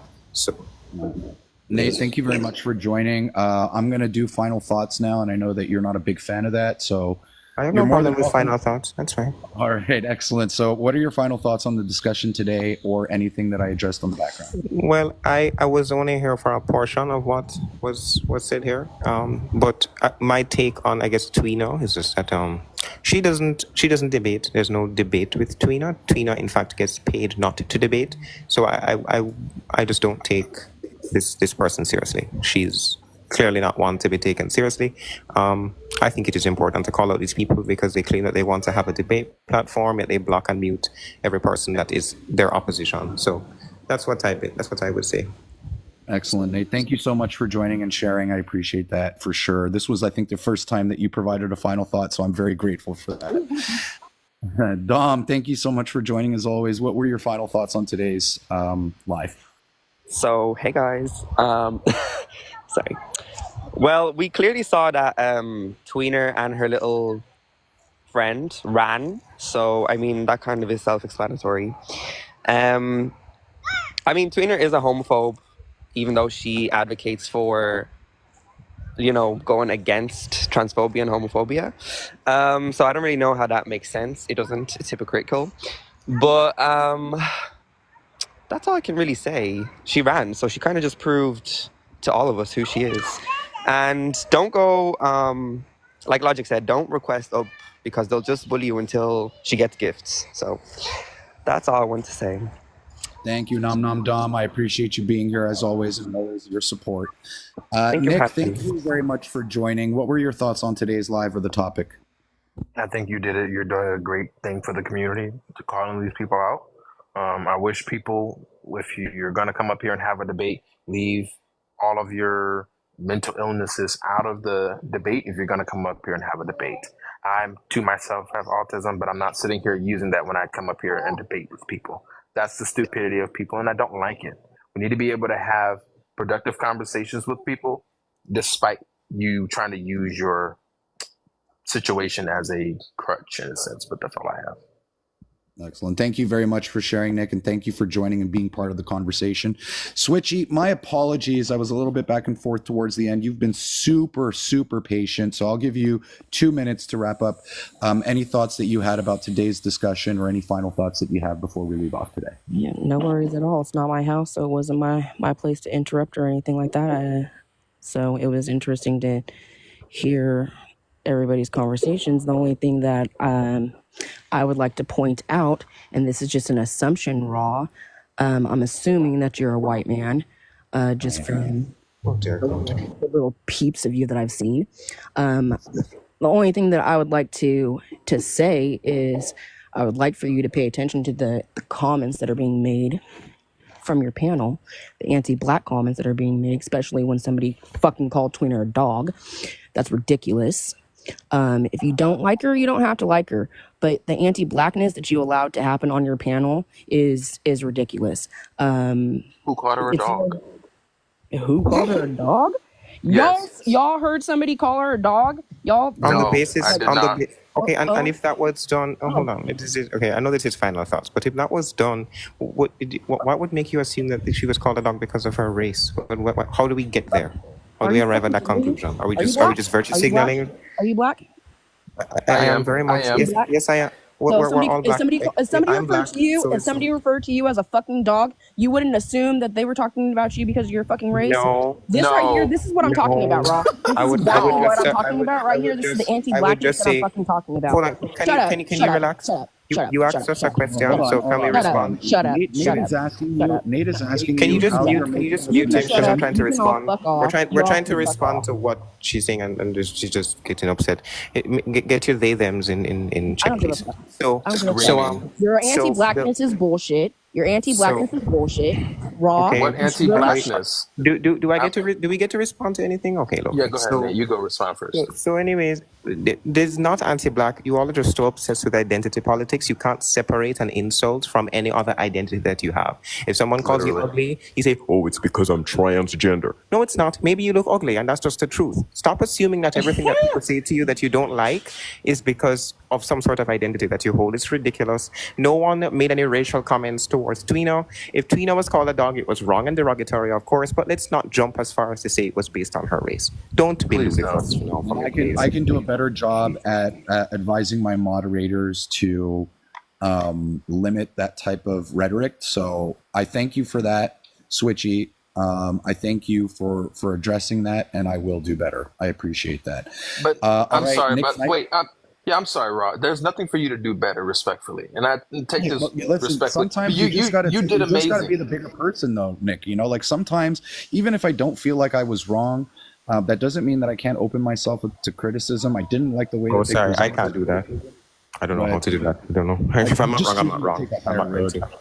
criticism. Yeah. I don't think you should. I mean, maybe it's the nicety of your personality, but I don't think you should take criticism for something you haven't done. Respectfully, Right. Raw. I think Because you I didn't think do you should anything hold. wrong. You're right, Nate. I think you should hold yourself to a high, not at your at a low standard. I'm saying you should hold yourself to a higher standard. If you haven't done anything wrong, don't let people criticize you because they're going to think that they can shove out everything at you, and you're just going to accept it without proof. And I think that that's dangerous for you because you're going to end up apologizing to each and every person that gets offended. So, and that's I just appreciate that honesty. I really do. I really do, Nate. I do appreciate that. Thank you. Nick's Nightmare, thank you so much for joining today. What were your final thoughts on the live today? Yeah, brother, I would just tend to agree, and I'm sorry if I monologued earlier, but I tend to get a little mouthy sometimes. I would tend to agree with most everything. Tweener is a bad example for her community. She sets a bad tone for the rest of the people that are going to follow after her and follow her example. I just wish that she would learn from her mistakes.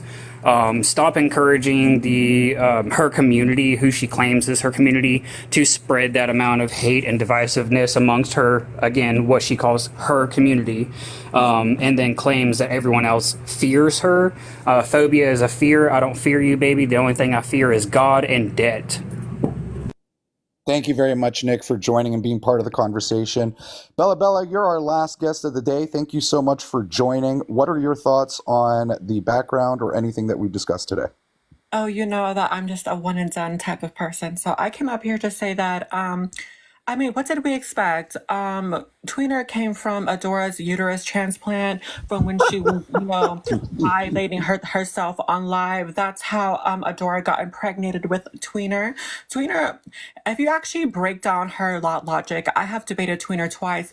I don't know why the them, they, them, third gender community even supports her. She literally says that non-binary people are mentally ill. That's how she truly feels about these people. She's super disingenuous. All she's doing is causing divide and hostility. The only thing that's anti-Black here is the fact that she silences actual people of color, actual transsexuals, not these fake transsexuals playing pretend, doing all these word salad pronouns. I'm talking about actual transsexuals, people of color. She drops them. She's hostile.